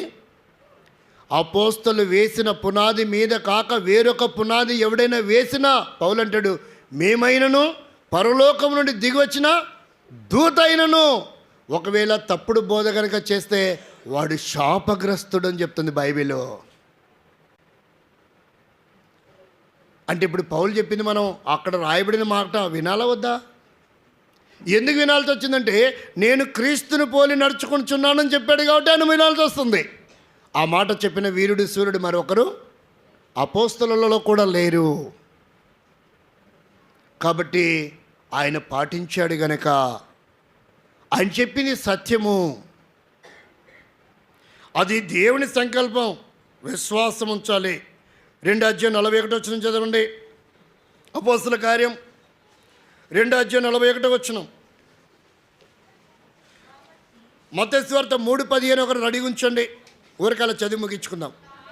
కాబట్టి అతని వాక్యము అంగీకరించిన వారు బాప్తిస్మము పొందిరి. కానీ వాస్తవికంగా ఇక్కడ ఏం రాయబడాలంటే, తర్జుమాలో ఉన్న ప్రాబ్లం అనుకుంటాను ఇది. ఆ రోజు దేవుని వాక్యము అంగీకరించిన వారు బాప్తిస్మం పొందిరి అని రాయబడాలి. కానీ ఇక్కడ ఏం రాయబడింది? అతని వాక్యము, అంటే పేతురుకి వాక్యం లేదు, అది పేతురు వాక్యం కాదు. ఎప్పుడు కూడా వాక్యం ఎవరిది? దేవునిది. ప్రజలు ఎవరు? దేవుని వారు. సంఘం ఎవరిది? దేవునిది. మందిరం ఎవరిది? అన్నీ దేవునివేనండి, మనం ఏం లేవు. అసలు మనం కూడా దేవునికి సంబంధించిన వాళ్ళం, మనం కాదు. ఒక్కరు గుండెలు బాదుకుంటారు, నాది నాది నాది నాది. నేను బాగా గమనించిన, రాసిన అలవాటు ఉంది కాబట్టి గమనించినాలేండి. 26 అక్షరాలలో అన్ని అక్షరాలు ఏదో ఒక వైపు స్లాంట్గా ఉంటాయి. స్లాంట్ అవని అక్షరం ఏదైనా ఉందంటే అది అయ్యే. ఏబిసిడీలో అయ్యే అనే అక్షరం ఎలా ఉంటుంది? ఇక అది మహాగర్విష్టి అనమాట. 90 డిగ్రీస్లో ఉంటుంది. నేను నేను నేను అయ్యంటే ఎవరు? ఇంకంతే. అది మహాగర్వంతో కూడింది. అందుకే అది స్ట్రైట్గా ఇంకా కదలదనమాట, ఎటు స్లాంట్ అవ్వదు. అయి ఉన్నంతకాలం, నేను అనుకున్నంతకాలం ఇక నీ బతుకు ఎలాగుంటుందో. చెల్లవు వల్లడు అన్నట్టుగా ఉంటుందేమో. ఆ పదం కరెక్ట్గా రాలేదు నాకు. ఎక్కడ కూడా చెల్లడు, ఎవరు కూడా వల్లడు అన్నట్టు ఉంటుందేమో. ఎత్తిప్రాస కోసం వాడారనుకుంటా ఆ పదాన్ని. కాబట్టి ఇక్కడ మనం గమనిస్తే మూడోది ఏంటంట, మత్తయి సువార్త 3వ అధ్యాయము మారు మనసు 3వ అధ్యాయం 15వ వచనం. 3:15 అంటే 15, మీ భాషలో 15 అని చెప్పాలా. యేసు ఇప్పటికీ కానిమ్ము నీతి యావత్తు ఇలాగూ నెరవేర్చుట మనకు తగినదని అతనికి ఉత్తరం ఇచ్చును. అంటే ఇక్కడ ఏమంటాడు, సర్వలోకము నీ చేత బాప్తీసము తీసుకోవలసి ఉండగా నేను కూడా నీ చేత బాప్తీసం పొందవలసిన వాడనై ఉండగా నీవు నా చేత బాప్తీసం పొందడానికి వచ్చావేంటి? ఆశ్చర్యం. మనమైతే యేసుప్రభుకి నేను బాప్తీసం ఇచ్చిన, యేసుప్రభు నేను బాప్తీసం ఇచ్చిన, అసలు యేసే నాకు లోబడ్డాడు. మనం ఎంత కులికి వాళ్ళమో. కానీ బాప్తీసం ఇస్తున్న యోహాను ఏమంటున్నాడు, నేను నీ చేత, చదవండి 14వ వచనం. అందుకు యోహాను,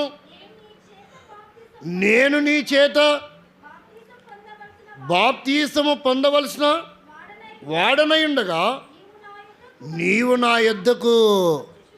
అసలు ఈ వాక్యంలో ఎంత లోతైన భావం ఉందో చూడండి. అదే స్థానంగా మనమే యేసుప్రభుకు బాప్తీసం ఇచ్చింటే ఎట్లుండదు చెప్పేచ్చింటూ.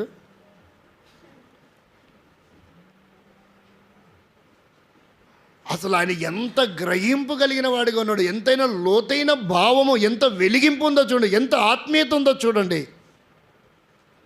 అందుకనే స్త్రీలు కనిన వారిలో బాప్తీసం ఇచ్చే యోహాను కంటే గొప్పవాడు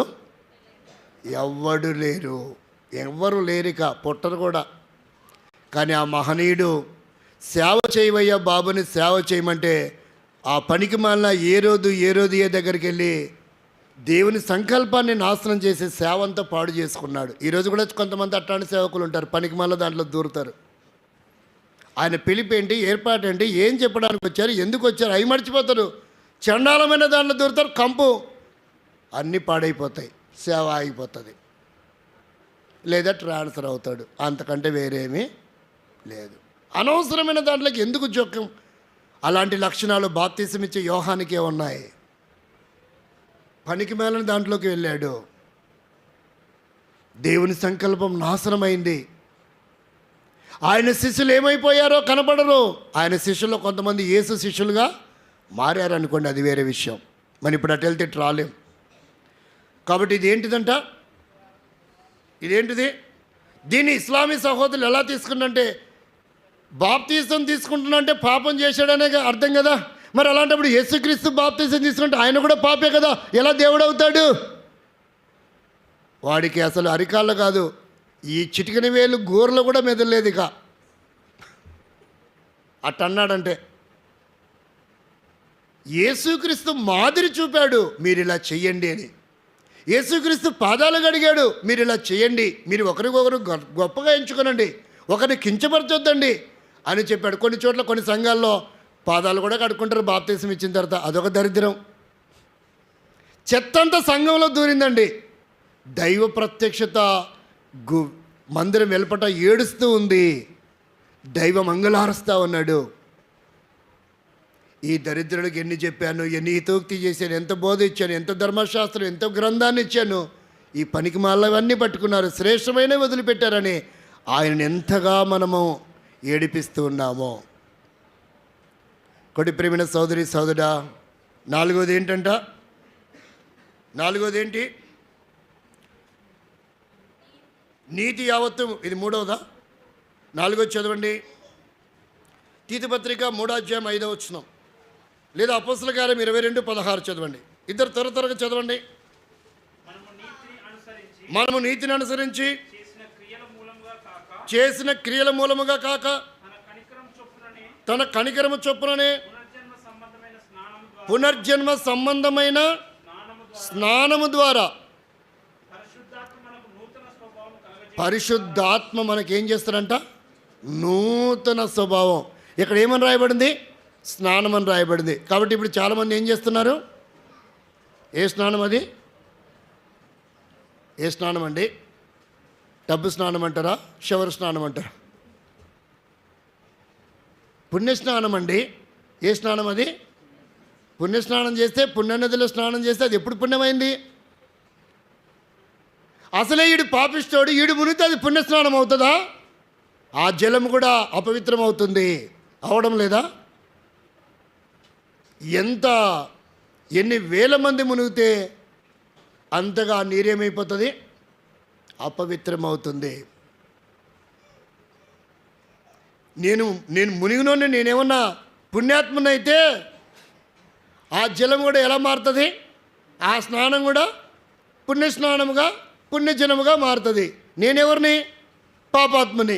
మరి అక్కడ మునగడం వల్ల ఏమవుతుంది? ఆ జలము కూడా పాపంతో కూడినవిగా మార్చబడుతున్నాయి. మీకు అర్థం కాలేదా? ఇది ఒక పాత్ర ఉందండి. సహోదరుల దగ్గరికి వస్తా ఒకసారి. దీన్ని బాగా శుభ్రపరచడానికి ఏమో పూస్తారు కదా కడిగేటప్పుడు. పూసిన తర్వాత ఒకసారి భలే పూసాం తీసుకెళ్ళిపోయి అంట్ల స్టాండ్లో పెడతారా? ఒకసారి, 2 సార్లు, 3 సార్లు మరలా నీరుతో ఏం చేస్తారు? కడిగిన తర్వాత ఇప్పుడు ఆ నూరు తీసుకెళ్ళి మళ్ళీ మినరల్ బాటిల్లో పోసుకొని ఫ్రిడ్జ్లో పెట్టుకొని తాగుతారా? ఏమెందుకని? ఈ పాత్రని పవిత్రపరిచింది ఈ నీరే కదా. ఇది పవిత్రమైందంటే ఆ నీరు ఏమైంది? అపవిత్రంగా మారింది. మరి పుణ్యనది ఎలా అయిందో నాకు తెలియదు, నన్ను అడగబోకండి. నది స్నానము వలన ఒక వ్యక్తికి పవిత్రత రాదు, రూపాంతరం చెందలేడు, శుద్ధుడు అవడు. ఒకవేళ మీకు అదే కారణం అనుకుంటే పెద్ద కాకరకాయ తీసుకెళ్ళి పుణ్యనదుల్లో ఎన్నిసార్లు ముంచుతారో ముంచి బయట తీసుకొచ్చి కొరికి చూడండి, దాని టేస్ట్ ఎలా ఉంటుందో. దాని స్వభావం మారితే నీ స్వభావం కూడా మారుతుంది. అప్పుడు నువ్వు పవిత్రుడు అవుతావు. దాని స్వభావం మార్చలేదనుకో నువ్వు కూడా మారవు, నువ్వు కూడా అపవిత్రుడివే, ఎన్ని నదుల్లో మునిగినా. అర్థమవుతుందండి? ఇక్కడ స్నానం అనే పదం తర్జుమా చేయబడింది కాబట్టి ఏమనుకుంటున్నారు? ఏదైతే స్నానమే కదా. నేనబ్బా ఇంకా ఇప్పుడే షోకేజుల నుంచి తీసుకొచ్చిన ఎఫ్ఆర్ బండిలాగా ఉంటాను అనుకుంటారేమో, అంత పవిత్రంగా. నాకు తెలియదు మరి. ప్రియమైన స్నేహితులారా, మిత్రులారా, నది స్నానము వలన మనకు పవిత్రత లేదు. నీళ్ళలో మునిగిలేసినంత మాత్రాన పవిత్రత లేదు. ఏమని చెప్తుంది యోహాను సువార్త 3:3 ఒకటి నీటి మూలముగా ఆత్మ మూలముగా జన్మించుటనే కానీ వాడు పరలోక రాజ్యం. అంటే బాప్తిసం దేనికోసం తీసుకోవాలా? అసలు వాస్తవికంగా ద్విజుడు ఎవరో తెలుసా? క్రైస్తవుడే. నిజమైనటువంటి వాక్యానుసరమైన బాప్తిసం తీసుకున్నవాడే ద్విజుడు తప్ప భారతదేశము చెప్తున్నటువంటి ఆ మొదటి వర్ణములో ఉన్నవారు ద్విజులు కారు అని నా అభిప్రాయం మాత్రమే. ఇది విద్య ఉన్నంత మాత్రాన ద్విజుడు అవడు. విద్య నేర్చుకుంటే ఎవరికైనా వస్తుంది. అక్కడ ఆ వర్ణంలో పుట్టినవాడు తీసుకెళ్ళి అడవిలో పడేసి వచ్చారనుకో అసలు వాడికి మాటలు కూడా రావు విద్యాసంగ తర్వాత. కాబట్టి ప్రియమైన వారులారా గమనించండి, ద్విజుడు అంటే ఎవరంటే ఒకసారి మనం తల్లి గర్భం ద్వారా జన్మించాం, ఇప్పుడు బాప్తిస్మం ద్వారా మన మనసు రూపాంతరం చెందింది, రెండవ జన్మెత్తాం. అంటే ఒరిజినల్ ద్విజుడు ఎవరు? క్రైస్తవుడు. వాక్యానుసారమైన బాప్తిసం పొందినవాడు. ఆయన ఏ సంఘంలో అయినా ఉండని, ఏ డినామినేషన్లోనైనా ఉండ, మనకు అనవసరం. క్రైస్తవుడు నిజమైన ద్విజుడు అనే సత్యవేద గ్రంథం బైబిల్ సెలవిస్తూ ఉంది. కాబట్టి ప్రియమైనటువంటి సహోదరి సహోదరులారా, ఇలా చెప్పుకుంటే పోతే ఎన్నో విషయాలు ఉన్నాయి. కాబట్టి మనము నీటి మూలముగా ఆత్మ మూలముగా కూడా జన్మించాలి. స్నానం వలన మనకి ఏమాత్రం పవిత్రత లేదు, కానీ వాక్యము ద్వారా. ఇప్పుడు ఏ స్నానము? ఎఫెసీ 5:27 వాక్యమును ఉదక స్నానము. తద్వారా వాక్యము మన మనసులని మన హృదయాన్ని పవిత్రపరుస్తుంది తప్ప జలము కాదు. కాబట్టి భౌతికంగా కనబడే ఏ ద్రవము మన మనసుని పవిత్రపరచలేదు. రుధిరము మన మనసును ఏం చేయగలదు?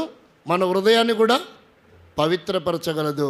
కాబట్టి రక్త ప్రోక్షణం పాప వినాశనం. రక్తము చిందించడం వలన మన హృదయము పవిత్రపరచబడుతుంది. ఆ రక్తము ద్వారా, అందుకే యేసు రక్తం ప్రతి పాపము నుండి మనల్ని కడిగి పవిత్రులుగా చేస్తుంది. రక్తానికి ఉంది ఆ శక్తి, కానీ జలానికి ఆ శక్తి లేదు. కాబట్టి ఇది ఆత్మ సంబంధమైన మర్మంతో కూడిన బాప్తిస్మమే తప్ప ఇది నిజమైనది కాదు. అందుకనే రోమపత్రిక చెప్తుంది, క్రీస్తులోనికి బాప్తిస్మం పొందిన మీరు ఏమైనారంట? 6వ అధ్యాయం 1-3 వచనాల్లో క్రీస్తు మరణములో పాలు పంపులు చదవండి. క్రీస్తులో యేసులోనికి బాప్తిస్మం పొందిన మీరు మనమందరము ఆయన మరణములోనికి బాప్తిస్మం పొందితురని మీరు ఎరగరా? చదవండి. కాబట్టి తండ్రి మహిమ వలన క్రీస్తు మృతులలో నుండి ఎలాగూ లేపబడినో అలాగే మనమును నూతన జీవము పొందిన వారమై నడుచుకొనినట్లు మనము బాప్తిస్మము వలన మరణములో పాలు పొందుటకై ఆయనతో కూడా. ఒక వ్యక్తి చనిపోయిన తర్వాత, సంపూర్ణంగా నిర్ధారించబడిన తర్వాత ఏం చేస్తారు?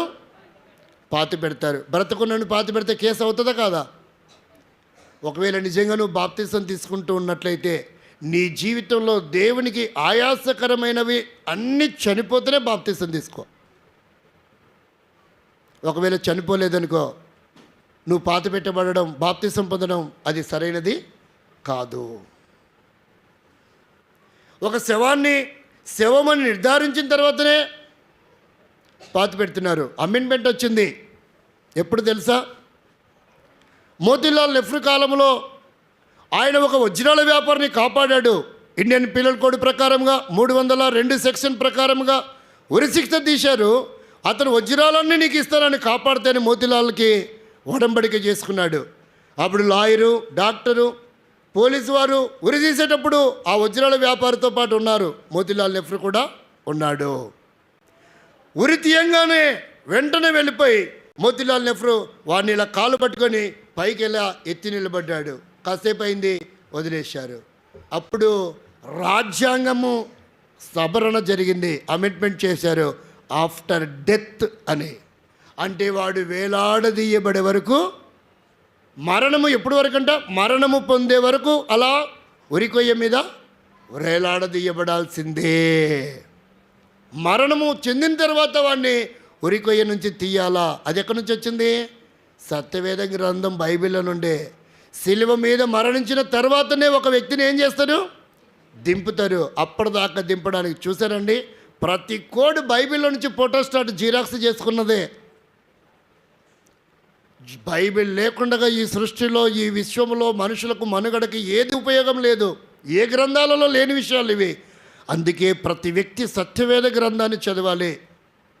ప్రతి వ్యక్తి ఈ గ్రంథంతో సంబంధం పెట్టుకోవాలి. అప్పుడే భూమి మీద జీవించి భూమిని విడిచిన తర్వాత యుగ యుగములో ఆ నిత్య నరకం తప్పించుకునే ఏకైక అర్హత, మార్గం కల్పించే గ్రంథం సత్యవేద గ్రంథం. ఇంకా నీ జీవితంలో అబద్ధాలకి, మోసాలకి, వాటికి వీటికి చచ్చిపోనట్లయితే నువ్వు బాప్తీసం తీసుకోవడం కరెక్టు కాదు. ఒకవేళ తీసుకున్నట్లయితే తీసుకున్న నాటి నుంచైనా వాటి కొరకు ఇంకా సంపూర్ణంగా, నా చేతులు పనికిమాల వాటికి వాడాను, నా కళ్ళు పనికిమాల వాటిని చూసాయి, అశ్లీల చిత్రాలు చూసాయి, నా పెదవులు పనికిమాల భూత పదాలు ఉచ్చరించాయి, పోకిరి చేష్టలకు నేను ఇంకా వాడను, నా పాదాలు, నా అవయవాలు చండాలమైనటువంటి కార్యకలాపాలకు వాడాను, ఇదిగో నేను దేవుని కొరకు జీవిస్తా, ఈ రోజు నుంచి వాటన్నిటి చంపుకుంటున్నా, దేవుని కొరకు నేను ఈ బాప్తిజం ద్వారా పాతి పెట్టబడుతున్నా, ఇక నూతన సృష్టిగా జీవిస్తా. ఆ తీర్మానం ఉన్నప్పుడే ఏం చేయాలా? బాప్తిజం. నిజంగా నువ్వు చావలేదు ఇంకో, ఒక్కొక్కరు అంటారు, ఏయ్ బైబిల్ పక్కన పెడితే నా ఆయనతో రౌడీ లేడు, పక్కన పెట్టకపోయినా నువ్వు రౌడీ వేరా బాబు. ఇక పక్కన పెడితే ఉంది, పెట్టకపోతే ఉంది. ఒకడు అన్నాడు, చర్చిలో ఉండి అబద్ధం చెప్పకూడదు అంటే వాడు చర్చి దాటితే ఏం చేస్తాడు?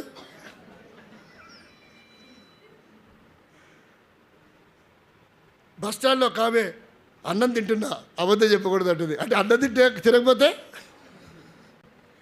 ఈ పదాలు ఎందుకు వచ్చి నాకు అర్థం కాలే. మీలో కూడా ఇలాంటి వాడుతున్నారు అనిపిస్తుంది.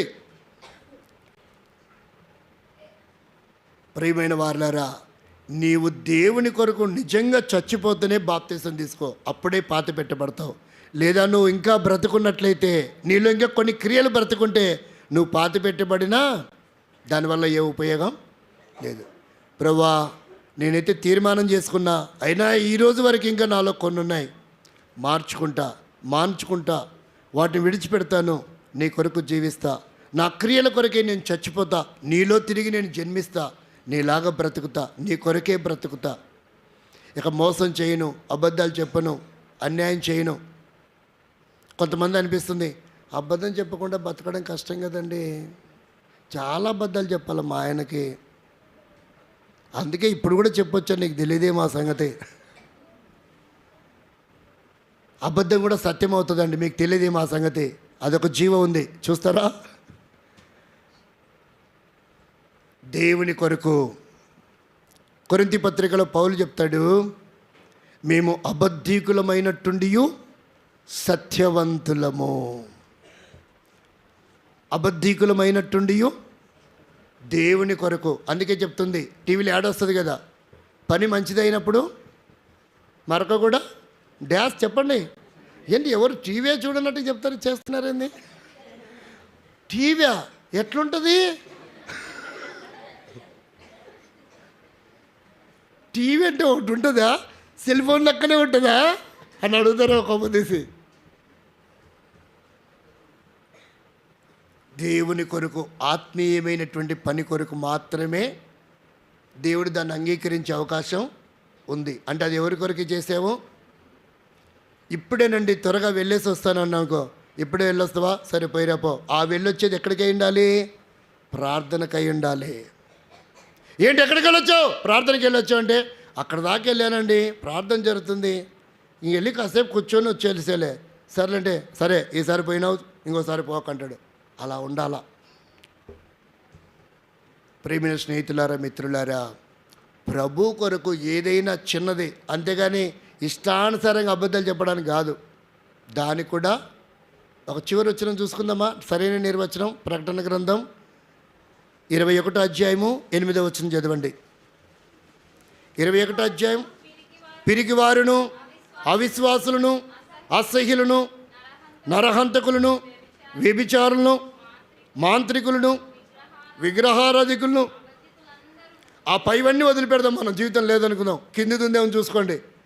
అబద్ధీకులందరూ అగ్ని గంధకములతో మండు గుండములో పాలు పంపులు పొందుదురు, ఇదే రెండవ మరణం.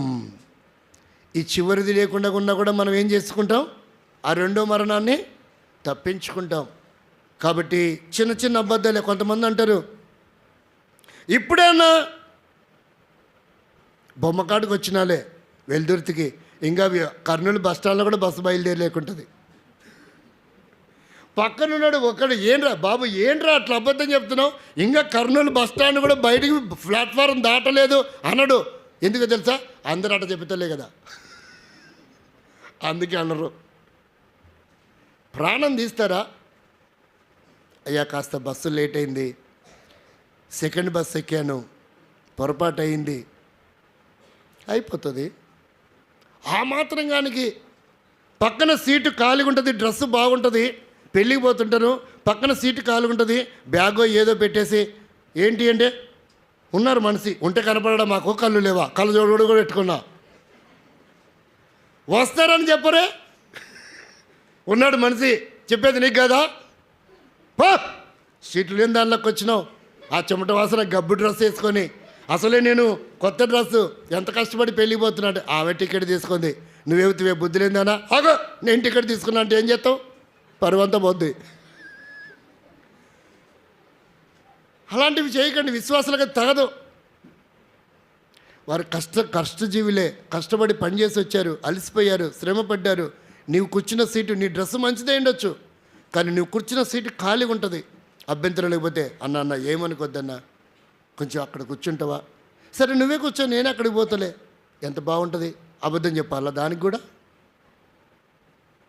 పో నువ్వు నీ కూర్చో, నేను నించుంటలేగా, ఏం చేస్తావు అబ్బా, తప్పదు.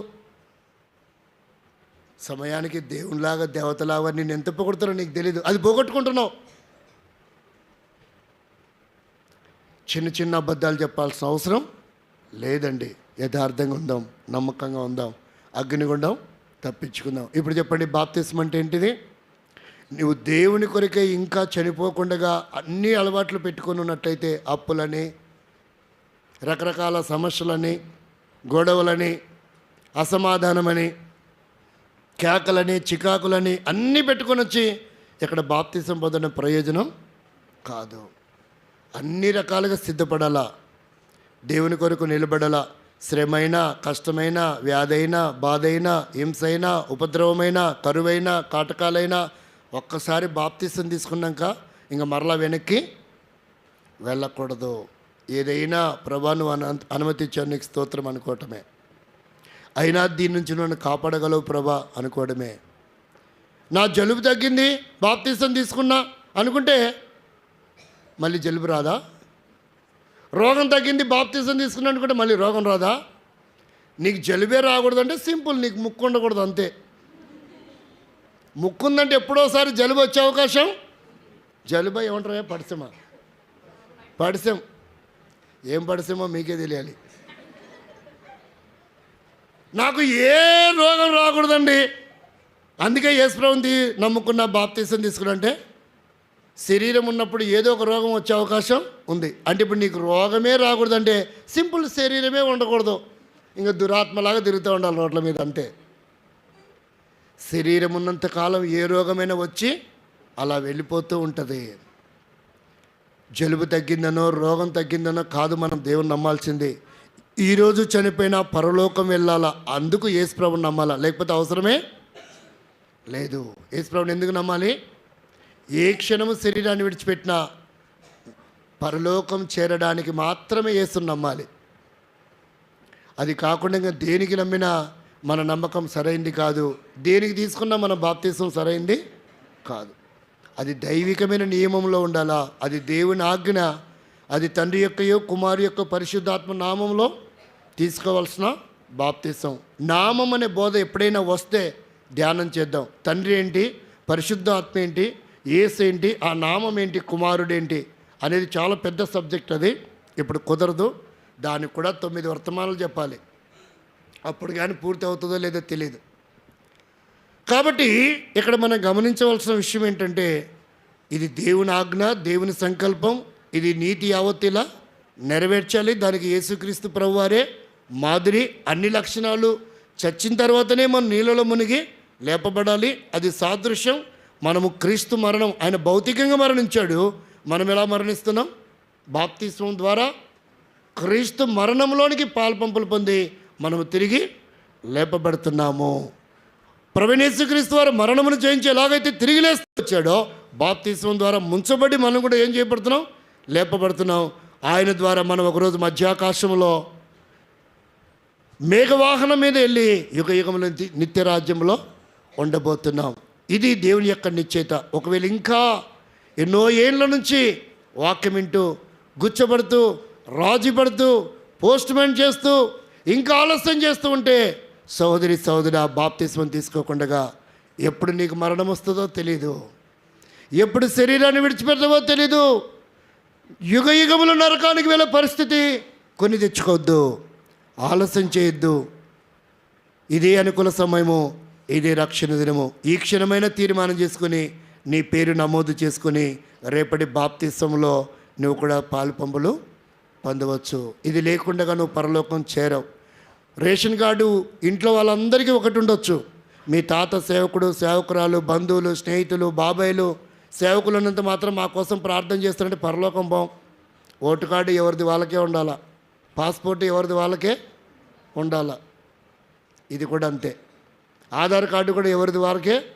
ఇది వ్యక్తిగతం. రక్షణ కూడా వ్యక్తిగతమైన విషయం. రక్షణ అనే ఆధార్ కార్డు రేషన్ కార్డు లాంటిది కాదు. ఇంట్లో ఏముందిలేండి, మా ఆవిడ వస్తుందిగా చర్చికి, ఇంకెందుకులే ఇంట్లో వాళ్ళందరం, నేను గేదెల కాడికి పోతా, మా ఆవిడ చర్చి కాడికి వస్తుంది. ఇప్పుడు ఈరోజు మా ఆయన చర్చికి పోతుంటే నేను గేదెల కాడికి పోయేస్తా. ఇట్లాంటివి కాదు. వంతు కోసం కాదు మందిరానికి వచ్చేది, దేవుని కోసం రావాలి. కాబట్టి ప్రియమైన సోదరి సోదరా, ఈ అనుభవం లేకుండగా, నిజమైన మారు మనసు లేకుండగా, తీర్మానం లేకుండగా బాప్తీసం తీసుకోవడం వల్ల దానివల్ల నీకు ఏ ఉపయోగం లేదు. మోకరించండి, ప్రార్థన చేసుకుందాం. నీ తీర్మానం సరైందేనా? నిజంగా నువ్వు దేవుని కొరకు నీ జీవితంలో ఉన్న అలవాట్లను చంపగలిగావా? నీ పద్ధతులు మార్చుకోగలిగావా? నిజంగా మారు మనసు పొందావా? దేవుడు నీ గురించి సాక్ష్యం ఇవ్వగలడా? దేవుడి కొరకై జీవితకాలం అంతా నమ్మకంగా ఉండగలవా? ఒక తీర్మానం చేసుకుందాం. ఒకవేళ ఇంకా అలవాట్లు మార్చుకోకుండా పేర్లు ఇచ్చింటే, ప్రభా బాప్తీసం తీసుకుంటున్నాను, నన్ను ధైర్యపరచు, నన్ను బలపరచు, నీ సాక్షిగా ఈ లోకంలో జీవించడానికి నన్ను సిద్ధపరచు, నా బలహీనతలన్నీ సమాధి చేయబడి నీ కొరకు జీవించే నూతన జీవితం నాకు ప్రసాదించని ఒక అద్భుతమైనటువంటి ప్రార్థన పూర్వకమైన తీర్మానం మనం కలిగి ఉందాం. అనగా రండి, మోకరించండి. ఒకవేళ ఇంకెవరైనా ఈ మాటలు విన్న తర్వాత నీకు కూడా బాప్తీసం తీసుకోవాలా, ఏ క్షణంలో మరణమో తెలీదు, నేను కూడా తీసుకోవాలా అన్నటువంటి ప్రభు ప్రేరేపిస్తే నువ్వు పేరు నమోదు చేయించుకోవచ్చు. ప్రభు నీకు కూడా సహాయపడతాడు.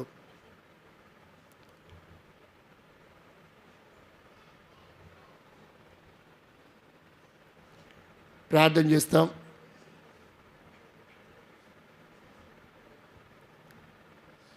ఒక నిమిషం మీకు సమయం ఇవ్వబడుతుంది. బాప్తిజం తీసుకోవడానికి పేరు నమోదు చేసుకున్న వారైనా, ఏళ్ళు తరబడి సరైన పద్ధతిలో బాప్తిజం తీసుకొని వారైనా, తీసుకొని విశ్వాసంలో అలా కొనసాగుతున్న వారైనా, ఈరోజు దేవునితో కూడా మాట్లాడుతూ వచ్చాడు. ప్రభా, నాలో కూడా ఇలాంటి లక్షణాలు లేవు. నా అత్త విషయంలో, నా మామ విషయంలో, నా భర్త విషయంలో, నా భార్య విషయంలో, నా ఇరుగు పొరుగు వారి విషయంలో, సహ విశ్వాసాల విషయంలో, ఉద్యోగంలో, వ్యాపారంలో, పనిచేసే చోట నాలో ఈ నమ్మకత్వం లేదు ప్రభా. బాప్తీసం తీసుకున్నా కానీ దానిలో జీవించలేకపోతున్నా, క్షమించు ప్రభా. ఒక తీర్మానం చేసుకుందాం.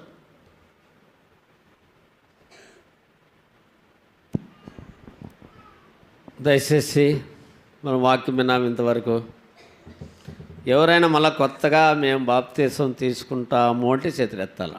వాక్యం విన్నాము, ఆ వాక్యం దేవుడు నేను తీసుకోవాలని అనుకున్నాను. పేర్లు రాపించిన వాళ్ళు కాక కొత్తగా మేము తీసుకుంటాము అనేవాళ్ళు ఎవరన్నా ఉంటే, మీ చేతిలో కలగొట్టలు వచ్చిన వాళ్ళు కానీ, పాలకొల్లు నుంచి వచ్చిన వాళ్ళు కానీ, పేమరాజు లే పేర్లు రాసుకో, దగ్గర పో. ఆ అమ్మాయి ఎవరు చేయి రాసింది ఎత్తిందుడు, వాళ్ళ పేర్లు రాసుకో. సహోదరిని నేను దీవించిన కాక, సహోదరి దేవుడిని నేను దీవించిన కాక. ఎవరన్నా ఉంటే చెప్పండి. మీరు ఇక్కడ గోమలతుడు ఎవరు నిన్న పేర్లు రాపించిన వాళ్ళు కాక, ఇక్కడ ముందు ఒక ఆమె వాడు సహోదరిని దీవించిన కాక. కలగొట్లు వచ్చిన వాళ్ళు ఎవరైనా, లేదా స్థానికులు ఎవరైనా, పేర్లు లేని మన వాక్యం విన్నాం. దేవుని వాక్యానికి లోబడదాం. భూమి మీద జీవించడం మన జీవితం కాదు. భూమి మీద జీవించే జీవితం మంది కాదు. దేవుడు మనకు ఆలోచిస్తే భూమి మీద ఉంటాం అంతే. మనం శాశ్వతంగా భూమి మీద ఉన్నాం. మనం రక్షణ పాప క్షమాపణ పొందితేనే పరలోక రాజ్యాన్ని పోతాం. లేకపోతే నిత్య నరకం ఉంది, అగ్నిగుండం ఉంది, పాతాళం ఉంది. నాకేం పర్వాలేదు పాతాళానికి పోతా అంటే నువ్వు అట్లే ఉండి ఏం పర్వాలే. నువ్వు వస్తూ ఉండు, పోతా ఉండు, ఇంటా ఉండు. నిన్నెవ్వరు బలంతం చేయరు. నేను నరకానికే పోతా అంటే పో. నేను ఒక ఆయనకి ఇట్లే చెప్పిన, దేవుని చెప్పినంతా చెప్పినాను. నువ్వు నరకానికి పోవాలి సిద్ధపడి ఉంటే పెట్టుకొని నువ్వు అట్లే చేసుకుని అయినా మేము కాదు తీర్పులు దానికన్నా. ఇక్కడ ముందరిద్దరున్నారు.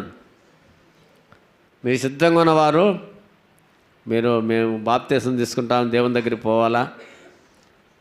దేవుని బాప్తీసం తీసుకుంటేనే తప్ప దేవుని రాజ్యాన్ని చనిపోతే ఈరోజు చనిపోయినా నువ్వు దేవుని దగ్గరికి పోతావు. లేకపోతే నిత్య నరకం ఉంది, అగ్నిగుండం ఉంది, పాతాళం ఉంది. ఎప్పుడు మరణం ఉందో నీకు తెలీదో. ఈ పొద్దే మరణం రావచ్చు, రేపే మరణం రావచ్చు. కరోనా వైరస్ నీకు ప్రపంచమే నిండిపోతుంది. యవనస్తులైన పిల్లలు సిద్ధపడండి.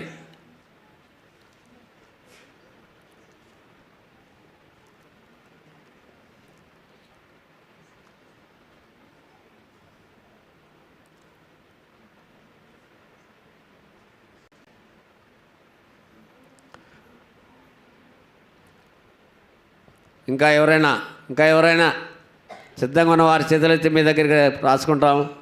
రేపటి కొరకు సిద్ధపడండి.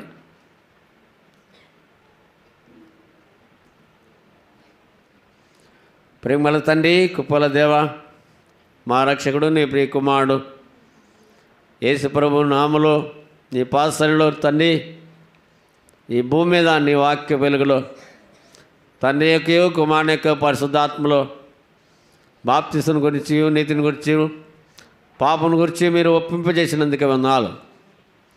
ప్రతివారు తండ్రి నూతన విధానంలో వారు ఈ దినం నిశ్చయించుకొని, ఈనాడే రక్షణ దినం, రేపు అనుకోవాల సమయం లేదని వారు తండ్రి నమ్మి నేను విశ్వాసం ఉంచి నిత్యదీవము పరలోక రాజ్యానికి వారసులుగా కాగలంటూ సాధించండి తండ్రి.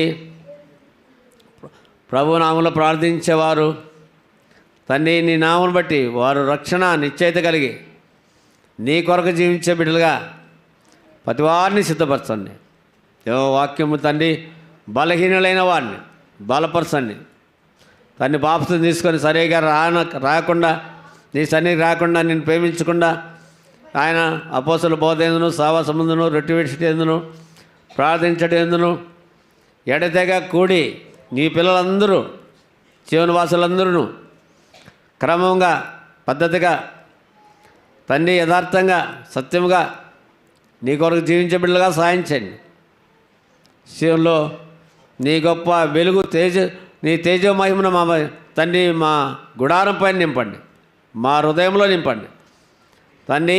మీ సన్నిధి మాతో ఉంచండి తండ్రి. యెషయా తండ్రి 60:20 ప్రకారం నీ వెలుగును మాకు ఇచ్చినందుకు తండ్రి, శివుని వెలిగించినందుకు, సూర్యుడు వెలుగైనను చంద్రుడి వెలుగైనను లేకున్నా కానీ దేవా నిత్యమైన వెలుగు, శాశ్వతమైన వెలుగు, తరతరములుండే వెలుగు, యుగముండే వెలుగు యేసు ప్రభువే మాకు వెలుగుగాను మీరు మాకు ఇచ్చినందుకే ఉన్నారు.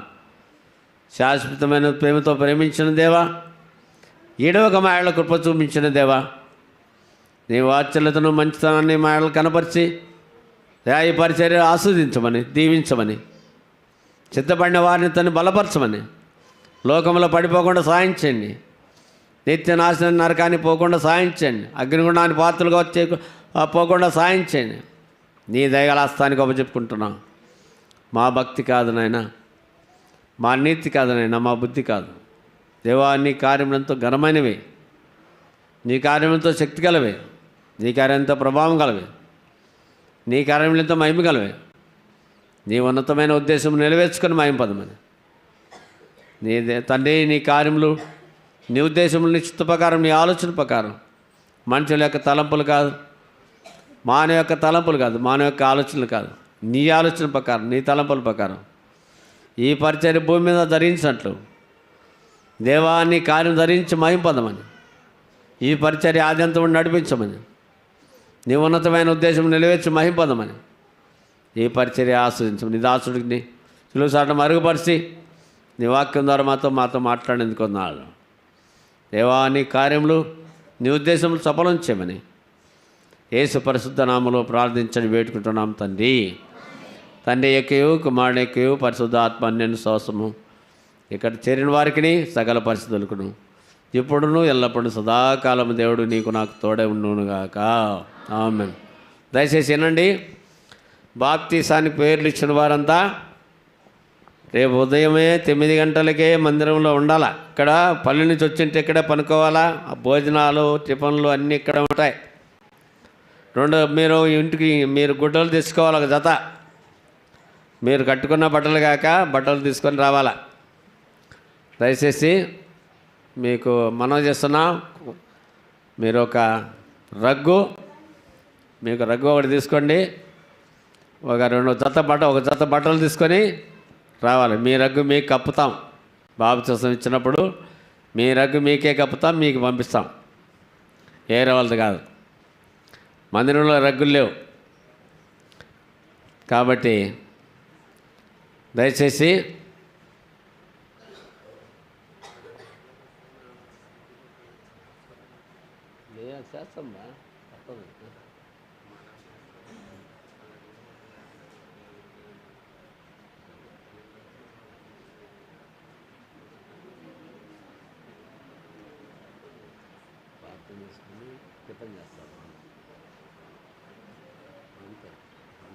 స్నానం చేస్తారు కదా, దిగుతారు అయిపోయిన వాళ్ళు టక్ పెట్టేసి తింటారు. సరేలేమ్మా. సరే దయచేసి అమ్మా ఒక 8 గంటలకే రండి. దయచేసి మీరు 8 గంటలకు వచ్చి టిఫిన్ ఇక్కడే మందిరంలో తింటారు. భోజనం ఏర్పాటు ఇక్కడే ఉంటుంది. మధ్యాహ్నం భోజనం ఏర్పాటు ఇక్కడే ఉంటుంది. మనం బలలో పాలు పొందిన తర్వాత ఆరాధన అన్నీ అయిపోతాయి. మనకు 2 గంటలకే 2-3 గంటల లోపల అన్నీ అయిపోతాయి. రేపటికి మీరు సమర్పించుకోండి, సమయాన్ని సమర్పించుకోండి. దయచేసి మీరు దేవుని కొరకు రేపు దేవుని పరిశుద్ధ దినం కనుక, ప్రభు దినం కనుక మీరు 8 గంటలకే స్నానాలు చేసి ఇంటికి రండి. భోజనాలు గిజనాలు నిలుకోకుండా స్థానికులు తప్పకుండా రావాలని మనం చేస్తున్నాం. ఇక్కడ బయట నుంచి వచ్చిన వాళ్ళకి ఇక్కడే స్నానం చేసుకోవచ్చు. ఇక్కడ నీళ్ళు ఉన్నాయి, అన్ని వసతులు ఇక్కడ ఉంటాయి. బయట నుంచి వచ్చిన వాళ్ళకు దయచేసి ఆలకించండి. మళ్ళీ పోదాంలే, 11 పోదాంలే, వాళ్ళు తీసుకున్నందుకు పోదాంలే, ఇంక ఆ ఎక్క తీసుకున్నానికి పోదాంలే, ఈ ఎక్క తీసుకున్నానికి పోదాంలే, అట్లా రావద్దు. ఇది మనం ఆరాధన టైం కాదు. బాప్తీసం ఒకసారి ముంచి లేవనెత్తే మళ్ళీ నీ పేరు ఉండదు, కనపడదేడా ఈ జీవగంధంలో మీ పేరు ఉండదు, మళ్ళీ ఆడ నీ పేరు ఉండదు బాప్తీసం తొట్టికాడకడా. అర్థమైందా? ఏమో అందరూ తీసుకుని పోదాంలేమ్మా, ఎక్క రాలేదు, ఈ ఎక్క రాలేదు అనుకోని మీరు అక్కలంతా చేసి ఇక్కడ పాలు తీసుకొని వచ్చి నా నీళ్ళు పోతున్నారు, అందరూ పాలు పోతున్నారు, నేను ఒక్కదాన్ని నీళ్ళు వచ్చి ఏమైపోతాను అనుకునేదంట. వాడేం మొత్తం వాడు పెట్టిన తొట్టి ఆడ పెట్టినాడు. చూసి అందరూ తెచ్చింది నీళ్ళే, ఒక అక్కగాడ పాలు తీసిపోయలేదంట. మన జీవితాన్ని అక్కడ చేసుకోవద్దు. నిర్లక్ష్యం జీవితం ఏంటంటే శాపం అంట. దేవుని సన్నిధి నిర్లక్ష్యంగా అంటే శాపమే. దేవుని సమయాన్ని కేటాయించుకోండి, దేవుని సమయానికి రండి. ఎక్కడైనా బంధు పోవాలంటే ఎప్పుడు 5 గంటలకు లేస్తాం. ఎక్కడికైనా పోవాలంటే 5 గంటలకు అత్తగారింటికో లేకపోతే అమ్మగారింటికో బంధువుల ఇంటికో పోవాలంటే ఎప్పుడు లేస్తాం మనం? 5 గంటలకే. 4 గంటలకు బస్సు ఉండదంటే 2 గంటలకే సిద్ధపడతాం. అలాగే సిద్ధపడి రండి. దయచేసి మీరు రావాలని, ఎవరైనా సమర్పించుకోకుండా ఉంటే రేపటి కొరకు మీరు దేవుని కొరకు సమర్పించుకుంటే, బిందు కొరకు సమర్పించుకునే వాళ్ళు ఎవరంటే మీకు త్యాగపూర్వకం ఉంటే సమర్పించుకోండి. మనం ప్రకటించకూడదు, నేను ప్రకటించాల్సి వస్తుంది, క్షమించండి. మీరు దయచేసి సమయానికి రావాలని మనం చేస్తున్నాం. విశ్వాసాలందరూ కూడా మీరు బాప్తీసం చూడాలనుకుంటే అందరూ రండి. మీకు అందరికీ టిఫిన్ పెడతాం. వచ్చిన వాళ్ళందరికీ ఇప్పుడు ఎంతమంది అంటే అందరికీ టిఫిన్లో భోజనాలు ఉంటాయి.